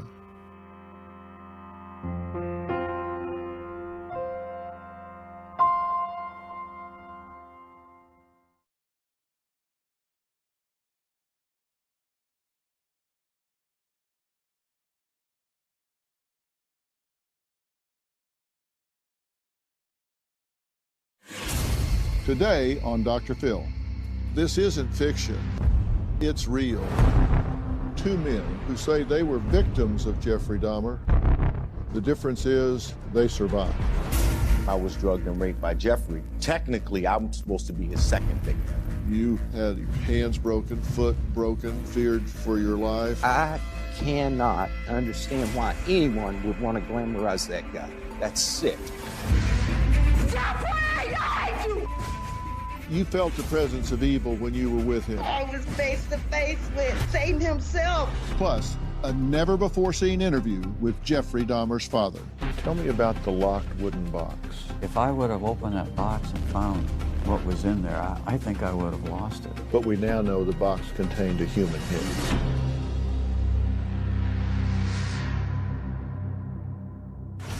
Today it seems like we have become a nation obsessed with true crime. The success of the new series Monster, the Jeffrey Dahmer story, highlights our thirst for all things horrifying, gory, bloody, and real. Now, Monster landed the #1 spot on Netflix, was streamed for 200 million hours when it first dropped. Now, that's a lot of people spending a lot of hours consuming unthinkable, traumatic, and true events, really as entertainment, as fascination, as obsession. Take a look. The #1 show on Netflix this weekend was the mini-series on murderer Jeffrey Dahmer. The film reopens some old wounds for some of Dahmer's victims. Actor Evan Peters plays the infamous cannibal killer. This is the actor, and this is the monstrous Dahmer. Dahmer, a chocolate factory worker, lured unsuspecting young men to his Milwaukee apartment where he drugged and strangled them. He dismembered his victims and ate their body parts. Dahmer's bloody history finally came to an end when a young man he had targeted for death escaped the killer's apartment and alerted cops. Dahmer was arrested and confessed to 17 killings. Now the new Netflix series is bringing memories of Dahmer's vile deeds flooding back. The woman who vented her anger on Dahmer watched the show's recreation of that moment and says, "It felt like reliving it all over again. It brought back all the emotions I was feeling back then." But we're going to discuss why true crime has become such a fascination and how it's really affecting us. But first, angry family members of Jeffrey's victims and some of his survivors say the controversial drama actually re-traumatized them, and they feel it romanticized this monster, Jeffrey Dahmer. Some of them are here today to tell their story so they can be heard. Now, you've seen Hollywood's version. Today, we're going to be talking about the real story, meeting the real people involved and showing you the real monster behind the man. And we'll talk to the sister of one victim today who says the series glorified the man she calls Satan. And later, we're going to show you intimate, never before seen interviews with Jeffrey's own father and stepmother. This has never been seen. Take a look. Jeff did exhibit an interest in the way bones clanked as he picked them up and put them back into the metal pail.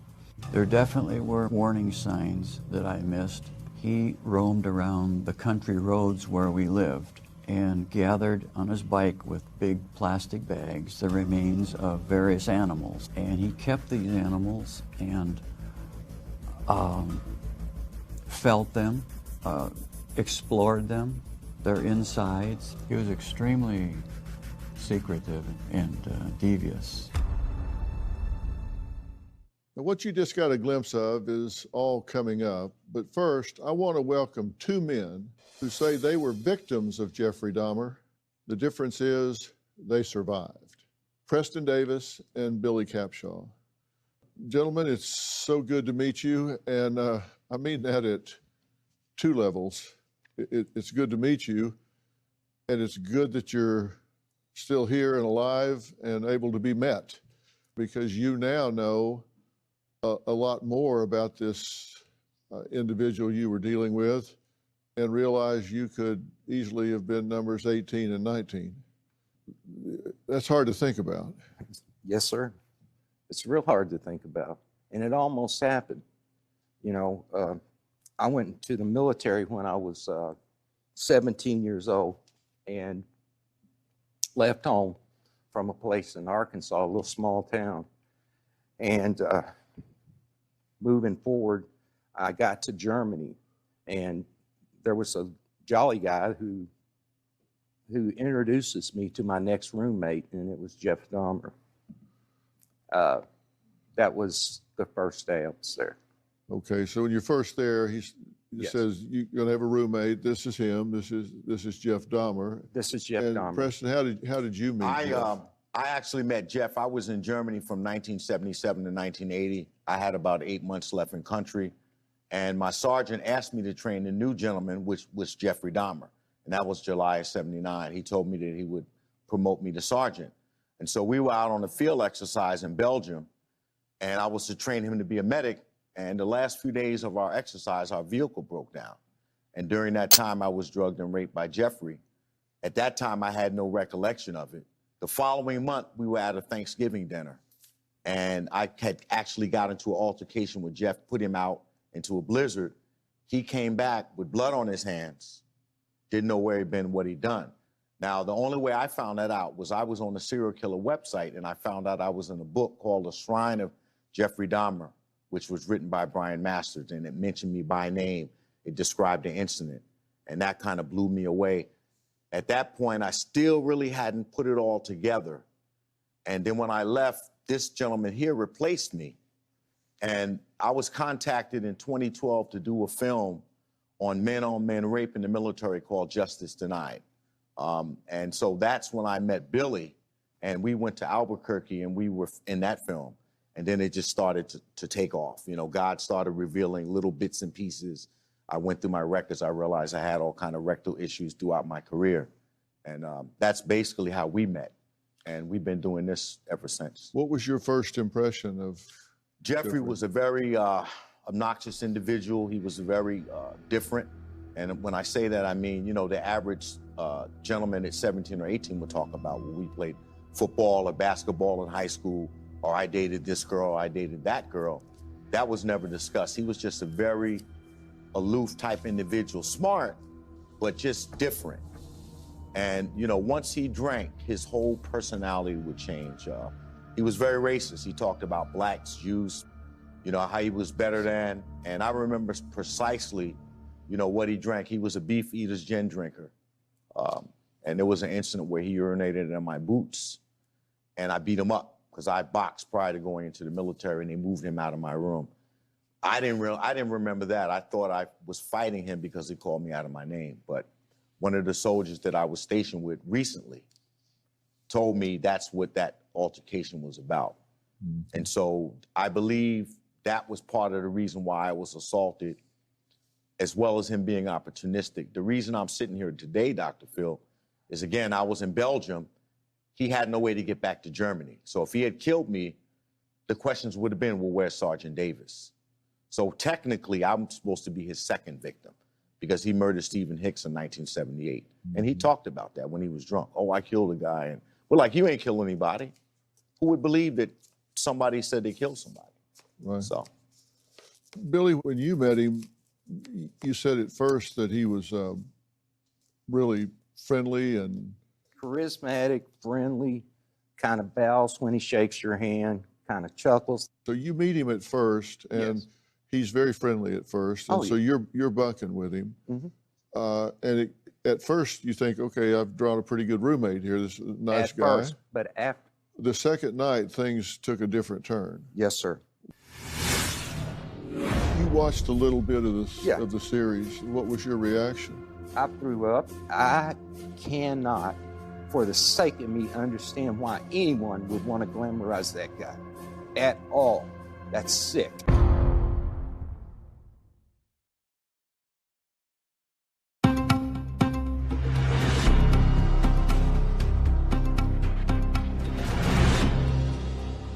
At first, you think, okay, I've drawn a pretty good roommate here. This nice guy. At first, but after. The second night, things took a different turn. Yes, sir. What happened the second night? He raped me, drugged me, and I'd have to, jumped out a window, two-story window, broke my pelvis and my hip. Okay. Now, this was the second night. I was there. Yes, that sir. You were there. Yes, sir. And you said he drugged you and raped you. Yes. And he also beat you. Yes, he beat me so hard that I of course yelled, but if I yelled, he would hit me harder to stop the yelling. I just gave up. You know, and I cannot, for the sake of me, understand why anyone would want to glamorize that guy at all. That's sick. You know, it has to stop. Dr. Phil, I believe the military knew. I spent a many a night laying in my house, and I'm like, how could they not know? Because I was in the military. He had a very short stint. I was in almost 10 years. And so, you know, I knew the structure on how it went. You make formation, which is where you're accounted for, where we have all the cooks, whatever. And then you run, you shower, and then you go to your particular job area. This man never made formation. Jeff made formation when I was there. How in the heck could they not know that this man was being tortured? I wrestled with that, and I finally came to the conclusion that everything in this spiritual realm or in the flesh is not for me to know. Something, God knows all. It's not for me to know, because I would have lost my mind trying to figure out how in the hell did the military, they had to know. They did know. They had to know. I have a letter that was written to me about 10 years ago from a warrant officer. He was under investigation for the death of a man named Hans. He was the last one seen with Hans. He who? Jeff. Jeff was under the investigation, I'm sorry, for the murder of a man named Hans. Yeah, they knew. You watched a little bit of the series. What was your reaction? I threw up. Made me sick to think that someone would take advantage of a community, a black community, African-American community, LGBTQ community. All these people that I've been fighting for since I've got hurt. All these people that, and then some guy comes in, and I have a better choice of words I can't use on TV, comes in and undermines everything that these people stand for. I think he re-victimized them, re-traumatized them, shamed them, the whole gamut. They call me, you know. This lady and this guy from Netflix call me. I am not doing anything for them like that. And I said, if it's to glamorize them, I'm hanging up right now. And she started to try to explain to me what they were doing, and I got off the phone. I'm not doing it. Have you watched any of it? Yes, I did watch it. I felt it was over the top. They didn't need to present it the way that they did. I think it was insensitive for the way it was done. The majority of people know the story, at least the civilian part of it. I think they glamorized it. But on the other token, I felt that overall it needed to be told, because there are people like myself and people in the audience that serial killers are normal. They look normal, they talk normal, they act normal. And so the public needs to be aware that there are people walking amongst us that are potential killers. They got the character wrong in the movie, by the way. I don't know where they came up with that. I actually watched some of it, and it did trigger me. And, you know, that's not how he acts. Jeff is very charming, very charismatic. He was successful at everything he did in there. And this still affects you today? Yes, sir, it does. I've lost a son over this. A 20-year-old son shot himself because of this. How so? He hated me talking about it. Everybody was talking about it. He said, Dad, would you please stop talking about this? Billy claims he reported Jeffrey's abuse to a nurse and even did a rape kit. So how come Jeffrey wasn't stopped right then? We'll talk about that next. He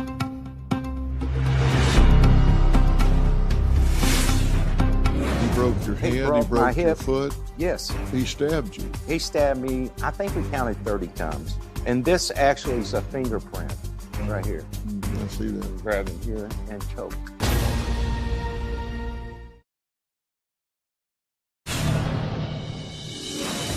Dahmer was 33 when he told Nancy Glass about his twisted motive for killing 17 men. Not because I was angry with them, not because I hated them, but because I wanted to keep them with me. And as my obsession grew, I was saving body parts such as skulls and skeletons, and eventually I did turn to cannibalism. That man had his hands on both of you. Yes, sir. What's your reaction to hearing him speak and say those things, knowing that he had you incapacitated, drugged, and had his hands on you? I really suffered once I realized what happened to me of survivor's guilt. I basically suppressed my feelings with drugs and alcohol for a while. It's a miracle that I'm still married. But I blame myself for what happened to Billy because I didn't remember. And I remember when I met Billy and Billy had told my wife what happened, and my wife asked Billy, how could he not remember? 30 years, Dr. Phil. I did not have any inkling what happened to me. When he got caught, I didn't realize what happened to me. I was actually watching a show on serial killers in 1992 in Virginia, and what cued me was they showed the patch. We had an 8 on our uniform, and at that point, I still didn't realize I had been raped, but I realized that I had been stationed with him. And so it was years later that I realized what had happened to me, and it just kind of blew me away, you know. Well, Preston, he says that he didn't commit any crimes out of hate, but you said you sensed racism and hate spewing out of him. Yes. I was not afraid of Jeff. I actually knocked Jeff out because he urinated in my boots, and they moved him out of my room. And that was early on when I met him in probably July or August of '79. So he was definitely a racist. But it's not for me to say, you know, I'm not going to play the race card and say he was, you know, it was white privilege. But that's something Billy. It was white privilege. Yeah, I agree with that as well. The charisma, the good-looking guy from Wisconsin, and he played all these people. And he's lying in that interview. He's lying. He was a practiced liar, practiced manipulator, practiced everything. How can you get like that young? He would rape and beat you continuously, all the time. How many times a week? I wasn't counting, sir, but I will tell you it was more than 5. It was more than, it depended on how much he drank. I actually stole his money out of his wall locker while I was doing that. I found ketamine bottles. I was a medic as well at 17 years old. I found ketamine. I found lorazepam or Ativan. He kept you injured. He broke your hand. He broke your foot. Yes. He stabbed you. He stabbed me, I think we counted 30 times. And this actually is a fingerprint right here. I see that. I'm grabbing here and choke. He stabbed you 30 times. He said that he was going to take my prostate out. I was tied up at the time. He had given me something IV, which as medics we had, access to all that stuff. You're in the military. You had a rape kit done. You would never think that this would happen. You told a nurse you had a rape kit done. Right. What happened? She threw it away. And I communicate with this nurse all the time. She's in a VA healthcare. It's a senior or a VA. She's been in there since 1984 or 5. Yeah. Institutionalized. Institutionalized. So somehow or another, she threw it away. These guys need to understand, Ryan Murphy and all these people who develop this stuff need to understand that's what happens. I'm lucky I didn't kill myself. I attempted suicide 3 times. I was going to kill him, okay? I wanted to kill him. Trust me, he almost died. But I had enough sense and a great enough family and a mother that would have not understood that. I wanted my mama. I wanted my brothers and my 5 sisters. I wanted them back. And I knew if I killed myself, I knew if I killed him, I'd never see him again. Does it help you to be able to tell your side of the story now, here? Yes, it does. I'm happy to get to tell it. And I'm going to talk and talk and talk because you don't know what your freedom is until it's taken away.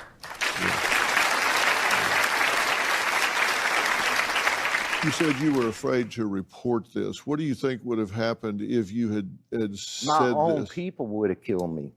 They would have. Your unit? They would have, yes. Yes. Yeah. Back then, you were not allowed to be gay, and that was the first thing they would have thought. I didn't tell my own father, okay? My mother knew it already. I was going to a psychiatrist and nobody even knew. And, you know, it's just hard, the shame that you get from a community. They both think there may have been other victims in Germany. Jeffrey Dahmer returns to the base one night with blood on him, and it corresponds with someone going missing, which they find out a bit later. Plus, we're going to meet the sister of one of Jeffrey's victims who came face to face with this monster in court. She said she is sickened by how the Netflix series glorified the man who she called Satan. That's next.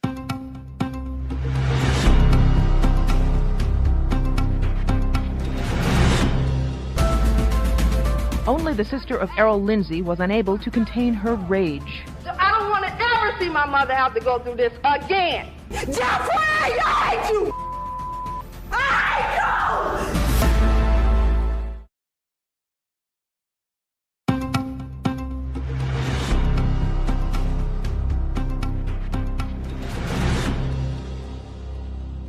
I'm back talking with two gentlemen that intersected in their lives with Jeffrey Dahmer, Preston and Billy. Before I have a few more questions for you guys, I'm curious, how many here have seen the Netflix series Dahmer? Okay, that's almost everybody here. As graphic as it was, I think sometimes if the focus is on him and not the tragedy, pain, and suffering of the victims, this affects the two of you for the rest of your life. And you say you were beaten and tortured and raped time and time and time again. You say you've had rectal issues throughout your life. You had your hands broken, foot broken, feared for your life, reached out for help. No one listened. The pain you endured night after night. And you guys do believe that he was going off base and victimizing others. He did show up covered in blood, with blood on him. Yeah, he had so much blood on him that when he took his clothes off, he had to peel his clothes off. That's Peel how them much, off. Peel them off. Because they were stuck to him with blood? They were stuck to him. He had been out, he had been gone all weekend.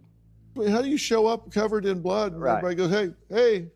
Because you're not going through a lot post, like if you were to go to like a Fort Hood or another base, you may have to go through a gate. Bombholder was an open community, and you just come right up into the road, go to park your car and go into the barracks. You have one person, we call them a CQ, charge of quarters. You could very easily cover with a coat. You know, going back to 1979, and we just recently figured this out. 1979, when I talked about where we got into altercation and he came back, that was November 22nd, which was Thanksgiving. Erica Hanstoof had been missing approximately 5 days. They found her body on November 30th. So with Jeff coming back with blood on him, we surmised that he murdered her. That was within that time frame. Hans, that was murdered, I knew personally was a German national because we used to get together and play cards on the weekend. His murder took place after I left Germany, as did the Pond Man. So Billy could expound on those two individuals. Yeah. But he definitely was killing in Germany. Well, Rita Isbell is the sister of one of Jeffrey Dahmer's victims. She was so overcome with emotion when she came, as she says, face to face with evil at Jeffrey Dahmer's sentencing, that she threatened to kill him and was dragged out of the courtroom. Never, Jeffrey! Jeffrey, I hate you!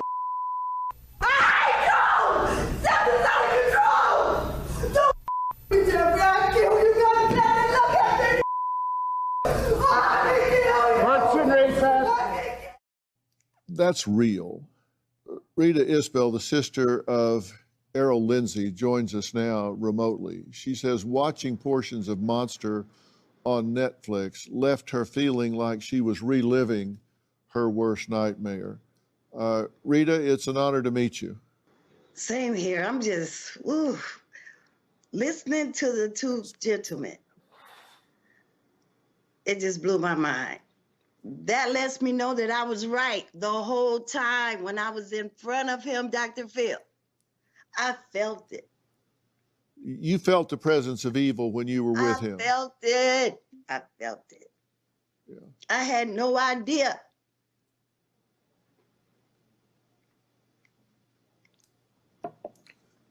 I'm sorry. No, it's okay. It's okay. Just talk through the tears. What did you feel like? What did you feel a presence when you looked him in the eye? I was face to face with Satan himself. My brother was the one he drilled the hole in the head and poured the acid in. And my brother woke up and told him he had a headache, so therefore he had to kill him then. That's when he strangled him.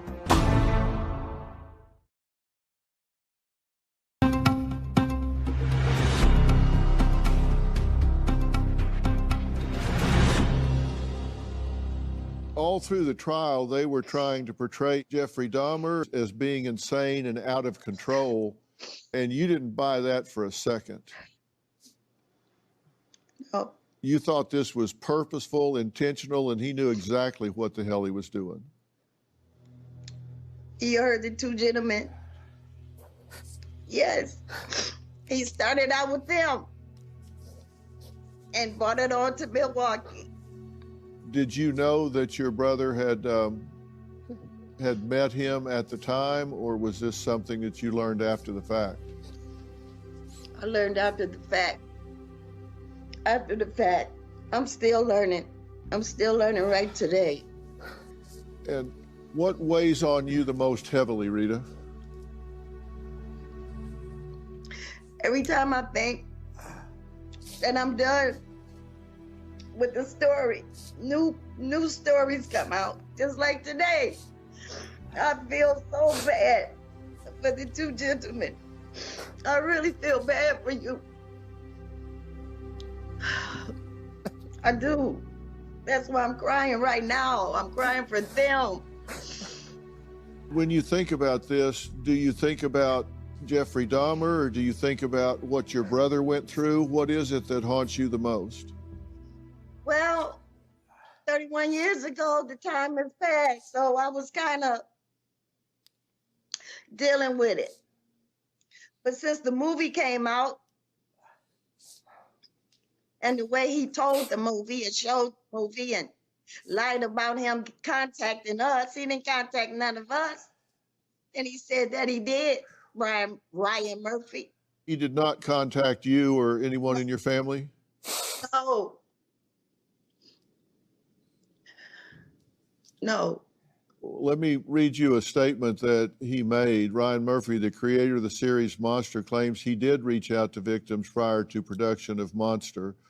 According to the Hollywood Reporter, quote, over the course of the three and a half years when we were really writing it, working on it, we reached out to around 20 of the victims' families and friends, trying to get input, trying to talk to people, and not a single person responded to us in that process. So we relied very, very heavily on our incredible group of researchers who, I don't even know how they found a lot of this stuff, but it was just like a night and day effort to us trying to uncover the truth of these people. Don't act like you know me. You know, don't act like you know that history of that trauma. She don't know nothing. And I said she should have listened to me and the families. They could have toned that down. They could have toned it down. Well, Dr. Phil, I want to say this, and Rita, I'm sorry for your loss. To me, it should have never got to the 17. I can understand me because I was drugged and it was a one-time incident. But knowing the military for 10 years, they could have stopped it with him. And Rita, none of this was portrayed, and your brother lost his life. Tell us about your brother. Well, he just went to go and get a key made and ran into Jeffrey Dahmer. He asked him, would you like to make extra money doing our jobs? He said, yeah, let me go in here and get this done and come back out. He came back out. He told him, well, you have to come back with me to my apartment for more details. My brother was the one he drilled the hole in the head and poured the acid in. And my brother woke up and told him he had a headache, so therefore he had to kill him then. That's when he strangled him. Yes, child. Jeffrey Dahmer, like they said, he should have been caught many years ago. He had his way here in Milwaukee. Jeffrey Dahmer owned Milwaukee.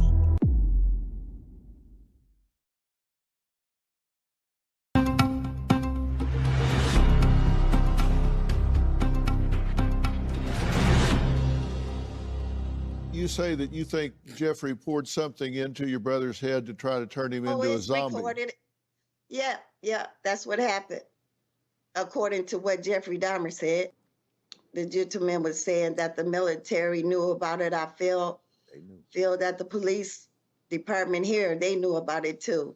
He had his way here in Milwaukee. Jeffrey Dahmer owned Milwaukee. He robbed you of your brother, and he robbed your brother of this whole life he had stretching ahead of him. And describe your brother growing up. I mean, this is a young man that you love dearly. Yes, he was more like my son than my brother. Very outgoing, very strong personality. He was a big brother to my children. He loved sports. He loved to eat. He tried to cook. It's not a whole lot you can tell because he was just what, 34 days being 19. His birthday was March 3rd. He left home April 7th.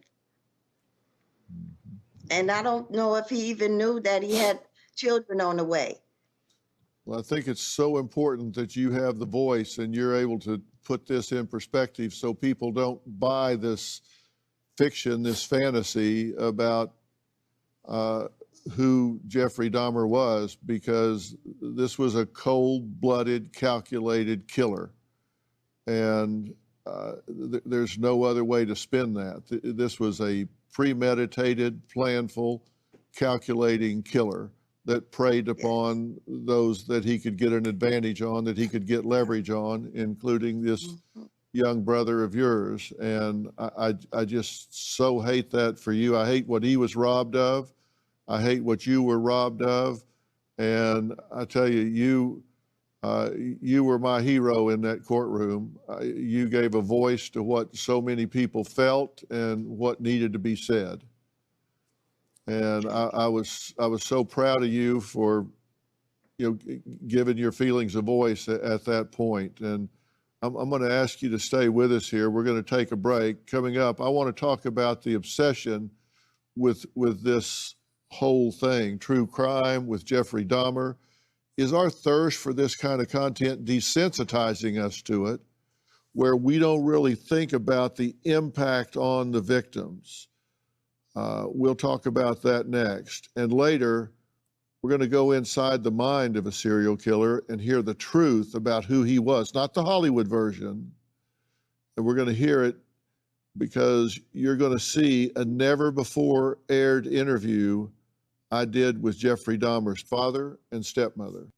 You're going to find out what they knew and what they felt when they found out what they didn't know. Coming up.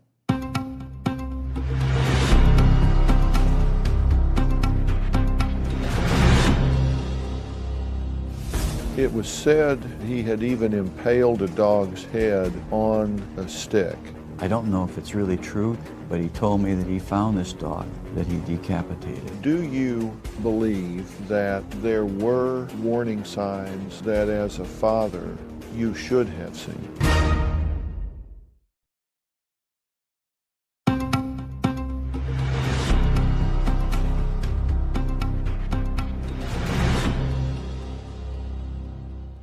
We've run out of time, but tomorrow we're going to continue talking about the man behind the monster. Who was Jeffrey Dahmer?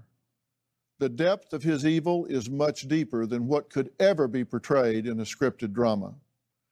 Plus, our never-before-seen interview with Jeffrey's father and the stepmother that helped raise him. Next time. If your kid is going around collecting dead animals, cutting them open and exploring them, how do you not know that? I guess I was a little bit naive. It was said that he had even impaled a dog's head. He told me that he decapitated and put on a stake. Tell me about the locked wooden box. If I would have opened that box and found what was in there, I think I would have lost it. But we now know the box contained a human head. Psychopaths are born. Sociopaths are made. People that become serial killers start learning how to lie and manipulate when they are very young. They're always looking. They're always hunting. There are Jeffrey Dahmers walking among us right now. A Dr. Phil 3-day special. That's next time. You do not want to miss that. What was Dahmer's childhood really like? How did he develop a fascination with bones and dead animals? And how did he connect sexuality with roadkill? In a never-before-seen interview, I asked his father that very question. Also, see home video that could never predict the heinous crimes he would go on to commit. I want to thank all of my guests today. For more information about today's episode, or if you want to share your own story, log on to drphil.com. And if you want to add your voice to the conversation, you can find me on Instagram and Facebook. Now, I have a podcast, Fill in the Blanks, and I provide what I think is critical information on some of the most important issues that we're facing today. I talk to some real experts in some things that you have told me are important to your quality of life. Also, check out Robin's podcast, I've Got a Secret with Robin McGraw. She talks to functional medicine specialist Kelsey Kohler and shares her triumphant story of using her education and passions to escape her cult. All this is for free on Apple Podcasts or really wherever you listen to your podcast. Stay safe. We'll see you next time. Thanks.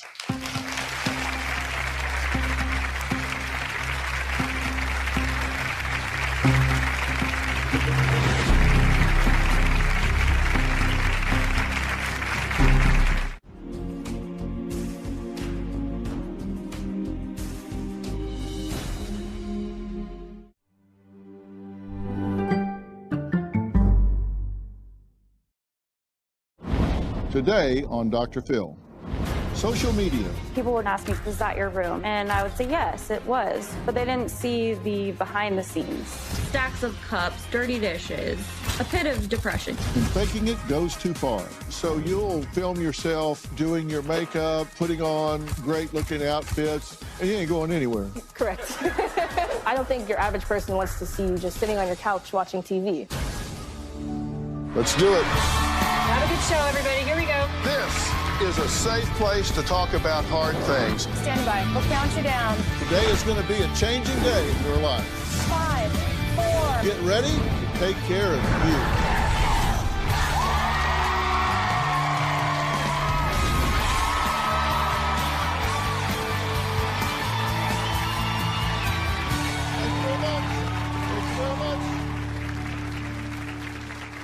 Well, here's a question for you. Are you a social media lurker?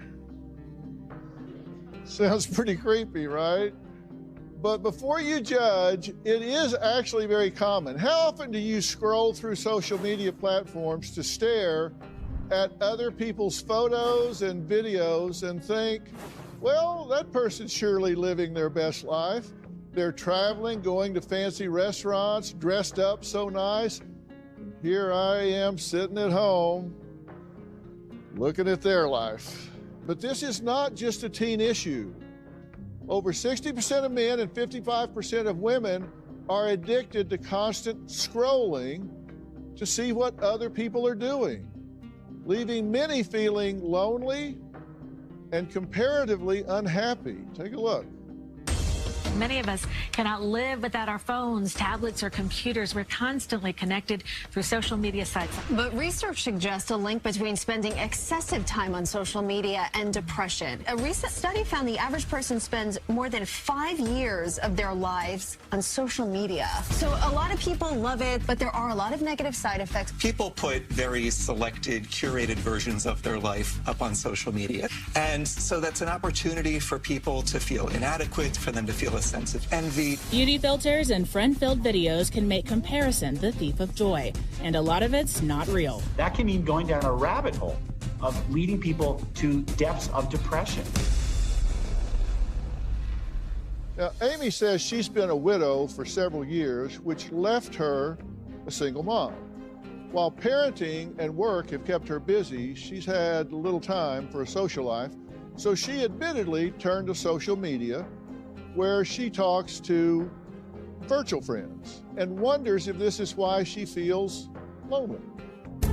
My name is Amy, and I am on the frequent flyer plan of social media. I'm on Instagram, I'm on LinkedIn, TikTok, and Facebook.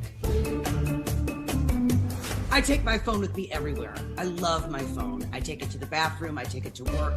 I find that the loneliness comes on strongest at night. I'm typically driving home by myself. No one's there waiting for me until I get on my phone. It feels comforting and it feels safe. There are a lot of times when, rather than going out with friends, I go home and I get on social media. The friends that I make online, they're not really my friends, and that's kind of empty. You do see a lot of glowing, happy romances, and at times it does remind me of what I don't have. My adult life has been laced with loss. I lost my mother, my father, my sister, and my brother. I do think the social media can have the effect of making me lonelier. It reminds me of things that I'm missing. I spend so much time on social media, and yet, at the end of the day, I'm alone. It's me and my phone. When people think about social media and jumping around, they tend to think about teens, but we all do it, right? Uh-huh, definitely. And you said you wonder if being on social media is one of the reasons that you're lonely and not getting out with other people. I do wonder that. Well, do you really? I think it's somewhat obvious, yes. But I work nights, I work a lot. And so it's an option of something to do. And in some ways, at first, I thought it was going to help me be less lonely because it was a form of a connection, but it's not a real connection. No, it's not. You don't know these people. Yeah, you get likes, clicks, little hearts, things like that. But you really don't, there's no connection, there's no warmth. And you really have no idea who it really is, right? That's true too. And you don't know their tone. A lot of times people get offended or happy by something that is said to them, and that might not be the tone it's meant in. But isn't it easier to keep your sweats on and your socks or your fuzzy house shoes and just go back and forth? It is easier. Well, I think it's also in the post-COVID time that we're kind of in, not completely post, but after the crisis of COVID, we got used to that too. How do we entertain ourselves at home? Yeah. I will watch a movie and have my phone, have social media on my phone at the same time. I shouldn't be bored. You know, I've got both. You say it's safer than interacting with people in the real world. Why? Sometimes. I don't know if that's true all the time, but I can choose what I reveal about myself. I don't reveal a lot. My staff gives me feedback about people when they're interviewing and talking, and I get all kinds of information about you before I meet you. And what everybody said about you is that you had a great personality. You were really engaging and warm and participative. They described you as being like really fun to talk to and be around. Thank you. True? I hope so, yeah. I think so. Are you that way? I very much enjoyed the time I spent with your staff, and I enjoy my time with people. I like connecting with people. I like things live much better than virtual. Yeah, but you say a lot of times people will ask you work-related or whatever, like, hey, you want to go out afterwards or whatever, and you go, yeah, I'll go home and just get on social media. I drive a long drive. Uh-huh. I don't want to drink and drive, so I don't do that. Doesn't mean I have to drink to go out and have a good time, but that's what they're going to do. Not that they're going to drive, but they're going to go out and go to the bar across the street. But I don't. And my therapist has suggested find some groups. I'm like, where are these groups? I don't know where I would find that, or what my interest is that would relate. So I'm at a loss for what to do nowadays with my time. Well, you may kiss some frogs along the way, but you got to, engage with people to find out if there's a common interest or whatever. Yeah. You may talk to people that have no interest that you share. Of course. Or you may go out with a group from work or something, and they're all a bunch of nerds or whatever, and you don't like it. But you've got to, you'll have some dead ends, but you might meet somebody that you really click with. And how long ago did you lose your husband? 2008. Mm-hmm. And you say you're still coping with that some? Yes. It's our child looks exactly like him, which is a blessing. And he was born on Valentine's Day. And he was 17 months old when Bruce passed away. Mm-hmm. So it's been hard. He's missed having a father. And I missed him having his father. Yeah. Because he would have been dynamite. But you do think social media could be getting in your way? Absolutely. Well, there's pretty much a straight line correlation. The more time you spend on social media, interestingly, the more at risk for, and the more you do actually obtain depression, anxiety, and loneliness. Mm-hmm. So the more time you spend on social media, as that screen time goes up, so does depression, anxiety, and loneliness. And you can imply from that it's because it's crowding out other aspects of your life. Mm-hmm. Or you can misrepresent. Exactly. You can create a persona online that has nothing to do with what you're really like. Oh, we're going to talk about that. I bet. Coming up, we're going to talk with someone who created a fake private plane interior that people use to pose for social media. Honestly, how many of you would say you do, at least unconsciously, compare yourself to what you see online? Raise your hand. Raise it real high. Look at that. Look at that. And later, we're going to hear why one influencer quit because she felt the social media world was just too toxic. Mm-hmm. We'll be right back.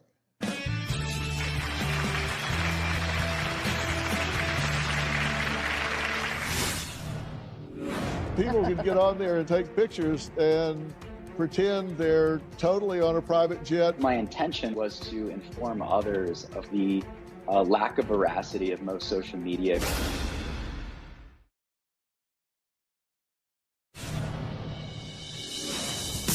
One of the dangers of social media is that it's addictive. And I think of myself. I know that I'm addicted in a way. You can follow someone for a long time and you don't really know them. And you kind of start feeling like you do, but you really don't. I do all my social media alone. And I realize that there is a sadness that is underneath it.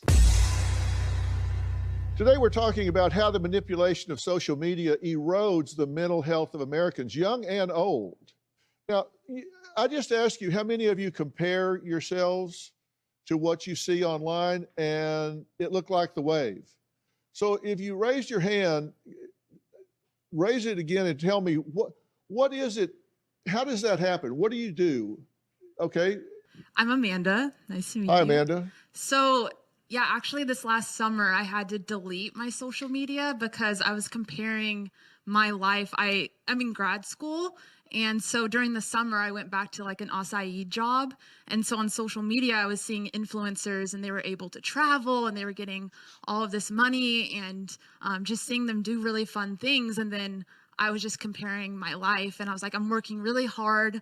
I'm trying to better myself and better my career. And then these people are showing how great their lives are. So I ended up deleting it all. And so did you feel inferior by comparison? Yeah. Well, first off, when you're in graduate school, you have no life.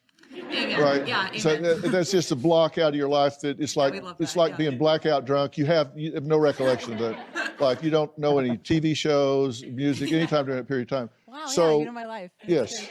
Yeah, exactly. I've been to graduate school, so I know. But you were comparing and saying, God, I'm dull compared to this. Mm-hmm. And you felt like you were missing out. Yeah. My next guest, Maddie Moe, is a performance artist. known for his highly creative art installations, including painting 3 houses in Los Angeles bright pink that were scheduled for demolition, and creating what's called the jet experience, simulating the experience of flying on a private jet. Now, he claims the purpose of the experience is entirely for social media optics and to mock others who stage photos that are not for real. And please welcome Matty Moe from New Mexico, where he's working on his latest project. Matty, how you doing? I'm well, Dr. Phil. Thanks for having me. Well, I think you are brilliant. I really do. Some of the things that you've done, and I've followed you for a good while, and you do some things that are really, really creative. And I love the jet experience in particular. And we're looking at a picture of it now, where I just love this. And so people can get on there and sit and take pictures and pretend they're totally on a private jet flying off to Switzerland or somewhere, right?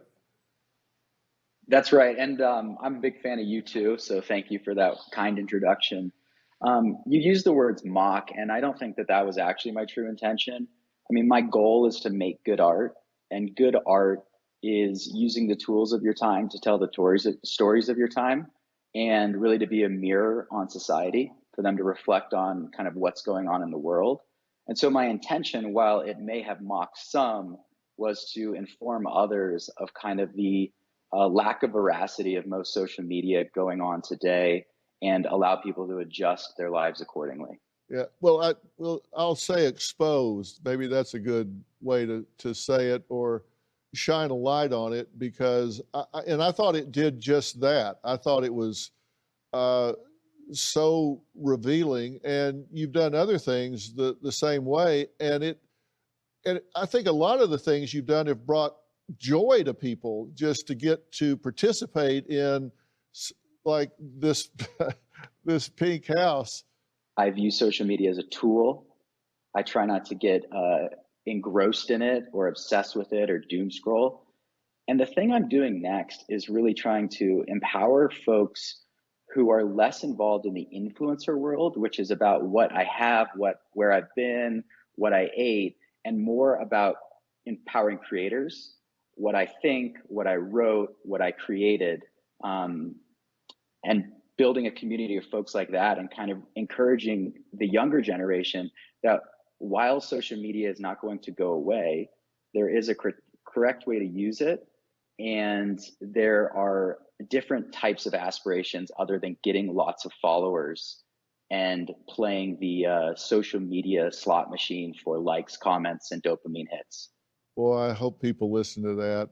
I really do. And I think what you're doing is brilliant. Keep it up. Keep it up, man. So how do social media influencers feel about what they do for a living? We're going to talk to one who has some surprising secrets to share next.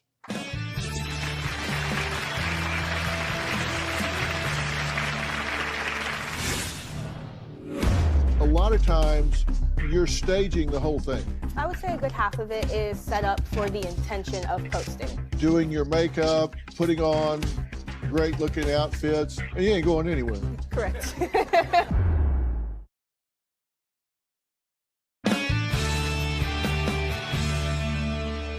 My next guest, Talitha, admits she relies on other people looking at her social media content to earn a living, and does not mind staging certain moments to appear more appealing to others.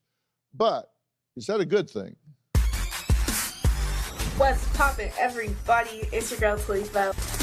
My name is Talitha Jones, owner of the social media pages Talitha Jane. I live in Denver, Colorado, and my pages mainly focus around fashion, lifestyle. I'm gonna show you guys my Telfar collection. I have the cream and the brown. I have azalea, bubblegum, and corned beef. I can personally attest to social media being fake because I have faked quite a few things. It's that time of year. We're entering NBA Live season. I'm getting ready for a basketball game. I'm gonna walk in there like this is my show. Most of the time, I am getting ready to go sit on my couch. I'm not going anywhere. Here's the wig, y'all, 40 inches. I have no idea why it took me so long to try blonde hair, but I can honestly say we are never going back. Your everyday person doesn't want to watch you do boring things, so in order to keep that content creation up, we have to stage it and just kind of sprinkle some extra flavor in there. Here's the lashes. I got like glitter. A lot of social media is staged, especially in this generation of looking perfect for the internet. We have a lot to prove, nothing to really show for it. So if your personality is shining through on any social media platform, I feel like it can be successful whether you're telling the truth or lying in every single video. If I love something, I buy it in every color because I feel like I deserve to be seen in it more than once. Delusion is a beautiful thing, let me tell you. Hi. Hello. How are you? I'm doing amazing. Okay, so you consider yourself an influencer. I do, correct. And is that how you make your living? It is. And you're good at it, right? I'm amazing at it. Yeah. And you acknowledge that a lot of times you're staging the whole thing. About half, I would say a good half of it is set up for the intention of posting, correct. Okay, so you'll film yourself doing your makeup, putting on great looking outfits, getting all set up to go, and you ain't going anywhere. Correct. I'm going to take the picture. Don't you feel better? You didn't miss out on anything. Oh, not at all. So you do that, and then you just take it all off and go sit down and watch reruns of Dr. Phil? Yeah. Uh-huh. Okay. You don't see anything wrong with it at all? No. Mm-mm. I feel like the difference between myself and a lot of other influencers is I have no problem admitting that there wasn't a basketball game or a dinner or an event to go to. My content is more authentic to me as a person as opposed to what I'm doing. Mm-hmm. So why bother saying you're going to the game instead of just saying, hey, I'm just getting all dolled up to show you guys how hot I can get or how fashionable or how whatever? So is it just a storyline? There is a storyline, but also a lot of my content as a fashion influencer is I focus on inspiring other people who are doing these things. So maybe you are going to a basketball game or you are going on a date or a dinner and putting an outfit together for that viewer to take inspiration from it. Because you're out there, do people hate on you? All the time. When you're putting yourself online, you're opening up your life for people to comment on it. Like I can't post on social media and expect no one to have an opinion. And that's not to say their opinion is justified, but as a person who does social media and anyone who uses social media really has to know that you are putting things in public spaces. Yeah. But you believe that you're a generation of looking perfect for the internet. I do. That you're kind of in a voyeuristic generation. Correct. Mm-hmm. Now, how many of y'all get hate messages on what you put up? Really? Do you have private accounts or public accounts? Oh, that's the deal. Okay. Maybe all of us, the ones who write bad stuff, like hater stuff. Oh, are you a hater? No, I'm kidding. But I did when I was younger until I get myself one, and it hurt me, and then I understood that I shouldn't do that. Well, did you ever talk about me? I never knew you until today. Oh, But you have very beautiful wife. okay. Yeah. Everybody says I have a beautiful wife and I look like Fido. Okay.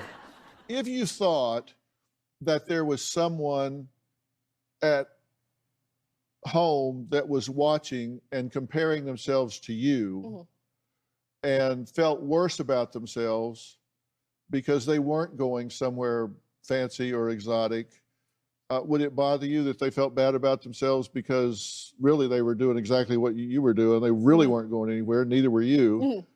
Would that bother you? No, because it shouldn't. It doesn't, because what you feel about yourself has nothing to do with me and what I'm posting. So again, it's like a projection. You can't get mad at me because I'm choosing to put myself online. And then you feel bad about you not going anywhere, but that's a you choice. That's not a me choice. As a content creator, it's my job to post. So my income is directly correlated with how much I post. And I know that post perform better if I'm dressed up for something or going somewhere. I don't think your average person wants to see you just, sitting on your couch watching TV. I don't think that's not influencing anything. Yeah. And you're being transparent about it, which I commend you for. Thank you. All right, my next guest says she faked her appearance, had fake friends, and staged how her house looked to get followers. But then things fell apart because she couldn't keep up the appearances. We'll talk to her next, and you might weigh in on that. We'll come back.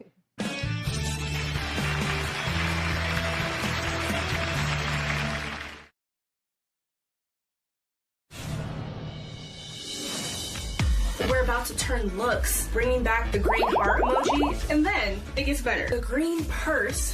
When I first started growing my page, I would put on outfits and give them a whole storyline. But in reality, I would take the pictures and then go home and put sweatpants on. Talitha says being a social media influencer is her full-time job, and she stages to, in her words, add some flavor to the photos that she posts online. Now, my next guest, Megan, says she was a successful influencer who quit because pretending and faking turned out to be really bad for her mental health. My name's Megan. I'm 27 years old, and I was a social media influencer between 2015 and 2020. In the beginning, it was fun. I started at about 500 followers, and then I grew that to about 22,000. I was bringing in about $8,000 a month. Some of what I was posting on social media was a facade, maybe an ad that I'm posting where I look really happy, and realistically, I'm in bed in tears. A lot of content I started making was all about home interiors. You turn literally 180 degrees and it's stacks of cups, dirty dishes, a pit of depression. I realized I had an eating disorder and I was very, very tiny. On top of having an eating disorder, I was already editing them to make myself look smaller. So a lot of people would ask me, how are you so thin? In reality, I was starving myself.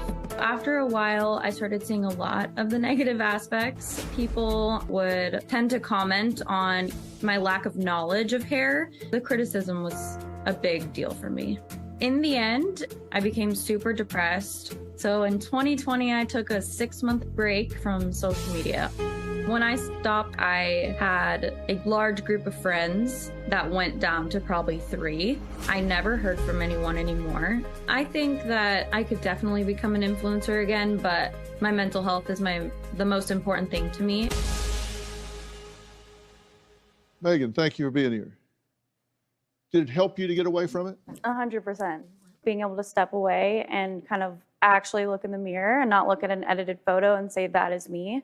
I was able to look in the mirror at myself and say, this is who I am.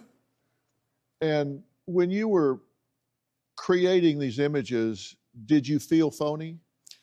No, I didn't. For the longest time, I did not at all see any problem in what I was doing. The photos weren't extremely edited or photoshopped, but it was taking a toll on my mental health more than I wanted to. And what were you saying to yourself that it impacted your mental health? I think I was just saying to myself, what is this life? It's kind of fake. I had no real friends. Everything was staged. In a sense of, like, I would create this content and I would be so thrilled that I made such a beautiful image creatively. And then people would comment and ask me questions. Is that your room? Is that your hair? Is that such and such? And I would say, yes, it was. But they didn't see the behind the scenes. I asked Talitha if people were comparing themselves to the image and feeling worse about themselves because of it. Is that a negative thing? What do you think about that? I think that for me specifically, I am a very sensitive person. So anytime I'm looking at someone else's photos and I automatically think badly about myself. You shared some images with us, like your apartment, and like, here's an image of your apartment, the facade, and then real. And then you showed us some other things like your bedroom and then how it was for real. And so you weren't creating things out of whole cloth, but you were manipulating the images. Oh, yeah, 100%. So I remember exactly that date that I took that photo, and I was in the most depressive episode. I was suicidal. I didn't want to live anymore, but I had a job to do, and I needed to post an image that captured a product in a photo. And I posted it with a really fun caption, and no one knew how bad it was. Yeah. At this point, I think we're not choosing content, content's choosing us. That's what's happening with these algorithms, controlling what you see. I mean, are y'all aware of that? Because it doesn't matter what you think you want to see, you're not choosing the content. They send you content that is emotionally charged. If it's something that gets you incited or gets you where you feel worse about yourself, and so you start clicking on images trying to get some relief or trying to get some affirmation or trying to convince yourself, yes, I'm a horrible person, they'll keep giving you those images, and they know that that's the effect it's having, but they continue to send them to you anyway.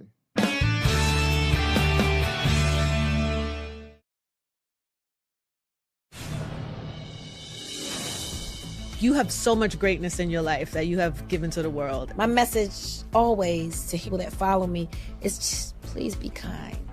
Yes, social media is where people post and they live this fantasy realization. It's not real. Nobody's posting their pain. Nobody's posting the days when they're contemplating suicidal ideation. Nobody's posting that. Right. They're posting all the good. That's why you gotta take that social media with a grain of salt. Because at this point, we're all addicted. It ain't even about the kids anymore. I know, it's so not. addicted. We're all addicted. What part of it for you? All of it. And that's the thing, is how you manage your addiction. Well, that was my friend Taraji B. Henson talking about the fact that we're all in it now, and she's right. Joining us virtually right now is James McGivney. He's a cybersecurity expert, but he is really somebody that has a lot of wisdom in this area. I consider him a really good friend. He's a former Marine and founder of one of my favorite sites, and if you don't follow it, you should. You should follow and see what goes on there. The site is Bullyville. Who says social media is addictive because of these algorithms. James, how you doing? Good. Thank you so much. I really consider you a good friend as well, along with Robin. You guys are the best. Thank you. Well, it's good to talk to you again. And we were just talking about the impact that this has had on Megan. And I was talking about the fact that these algorithms are what creates the addiction to this stuff, and that it pulls in people, not necessarily giving them what they like, but what gets them emotionally charged. They want to keep you as long as they can within their ecosystem. And at the core, all these algorithms are built and designed with an addictive component. You know, on average in 2022, a person spent around 2 hours and 27 minutes per day on social media. And the longer you spend on Twitter, Facebook, Instagram, the more revenue that company is going to get. So their goal is to keep you excited, and exactly how you just described it. You know, but unfortunately, that algorithm,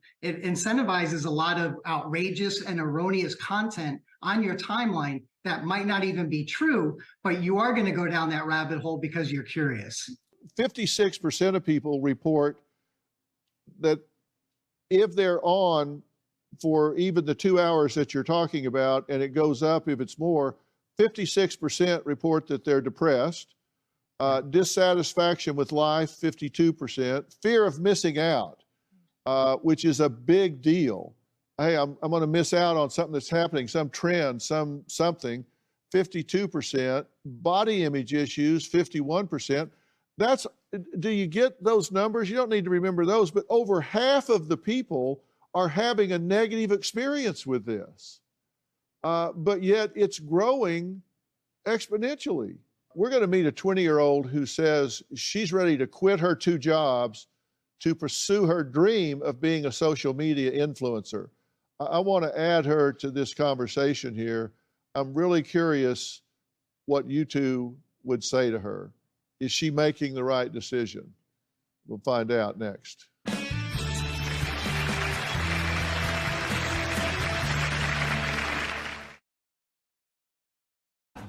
India, I have a new podcast for you. Well, it's not a new podcast, but I think it's a new podcast for you. It's called Tep Talk. And I want you to start a couple of episodes and tell me what you think. I have not listened to Comedy Bang Bang in years, by the way, so I am out of the Comedy Bang Bang loop. I just got spray on my laptop. It's fine. Or you can clean it off for me and I will appreciate you. Yes, TEPTALK. Appreciate you. You want to hit the trackpad too? I don't care if it moves anything around.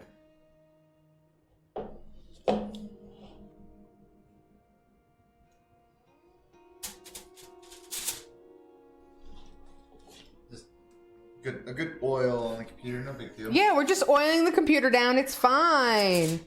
There are computers that actually run in mineral oil. Mm-hmm. Like, basically you buy a tank for your computer. Oh, really? Yeah, and you so all like, you see how you see all the components in my computer? Yeah. Because I have an open case.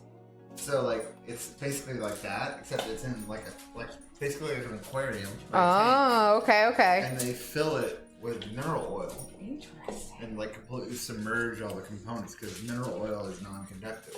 Oh, okay. So electrical components can actually survive. And mineral oil. Ooh, interesting. What did you spill? No, he spilled nothing. I sprayed my laptop with spray.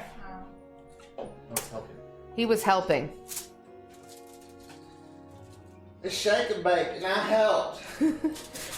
It's actually, I've got to tell you though, India, I have not even listened to this podcast. But it is highly recommended from friends, and I need to watch it. I need to listen to it as well.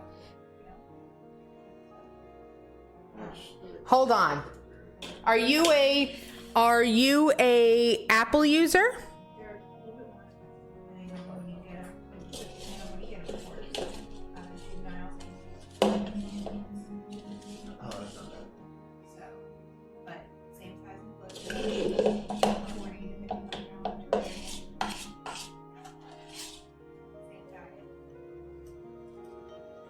I will send you a link to it, because there's a very small possibility I have the name wrong.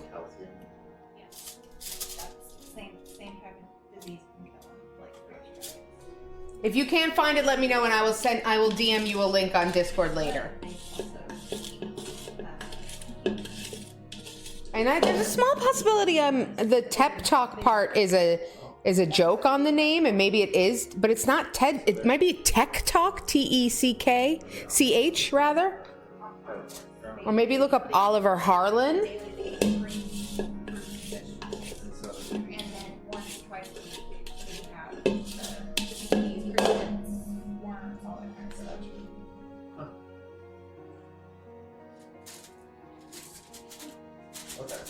The whole reason why I made you say that is like it's literally like a bearded dragon just cute with his like round hair. And then we have Alki, who was supposedly indisposed but is helping. Oh, it is Tech Talk. So you guys just all call it Tep Talk. See, I haven't listened to it, so I'm missing an inside joke. I'm sorry, India. It's my fault. I'm a dumbass. My apologies. Have good lurks, Kat.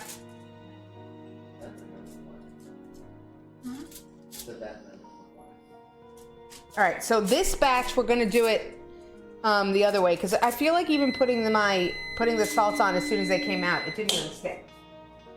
So.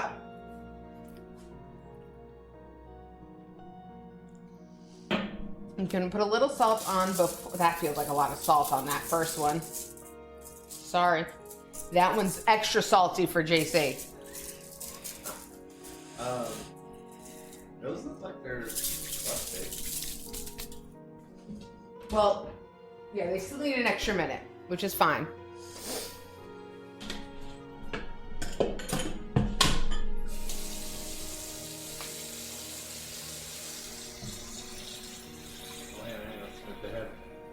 The Heb. I have been corrected. The Heb. The H-E-B. They brought dish soap with them from Tejas. More than dish soap. I have seen all of the. And my parentals are sending me a box of Heb merchandise. Heb. No, if you're gonna pronounce it, it's Heb. Okay. My apologies, it's Heb.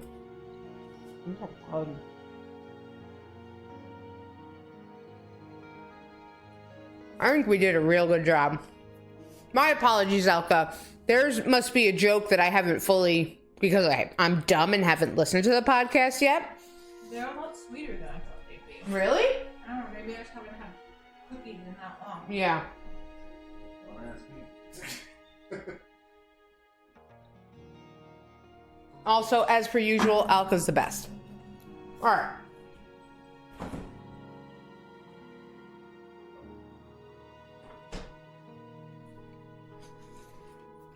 We're moving on to cherry pie hot cider, hard cider. Are you looking at the thing? Where you can see the beans? Yeah. Notice that.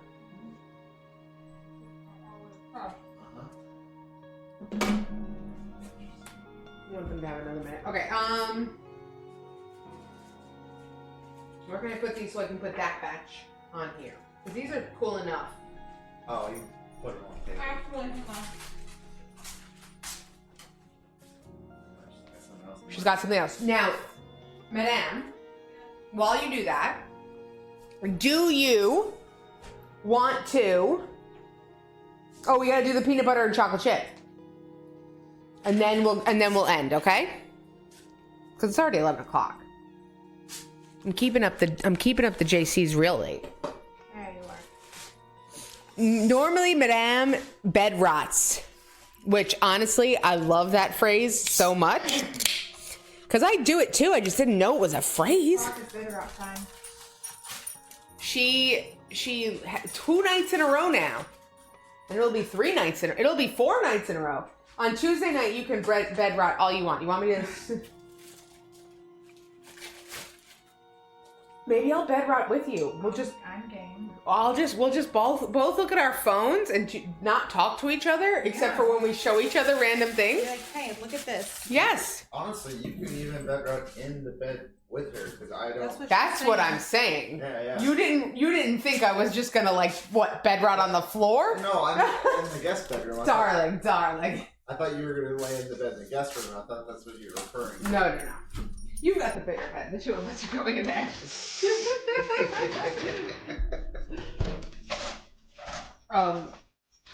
Put this in. So we're gonna do at least these also are in for longer too. Do you want to make that like a 15-minute timer? We can. Because these were in for more than 11 minutes and they needed extra time. Yeah, they did. Let's do 14. Okay. So that she just put in with salt before. Yeah, we don't need to salt those. I salted those before. Okay. I just want to show chat these really quickly. Mm-hmm. And then we move on to peanut buttering and chocolate chipping. All right, chat. Those, yeah, good size. These look good. Very good job to Mini Madame JC on her cookie size portioning, her cookie portioning sizes. Very good. All right, we're gonna let those cool down. And then this isn't warm, so we're good. If you want to put the thing right there.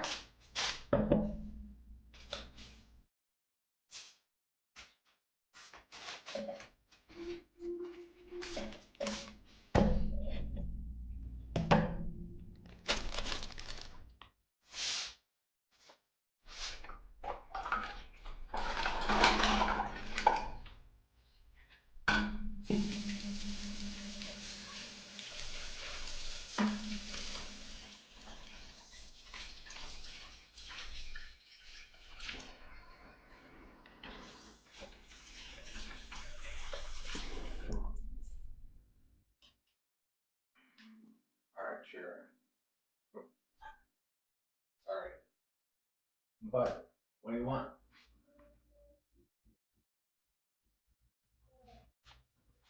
Huh?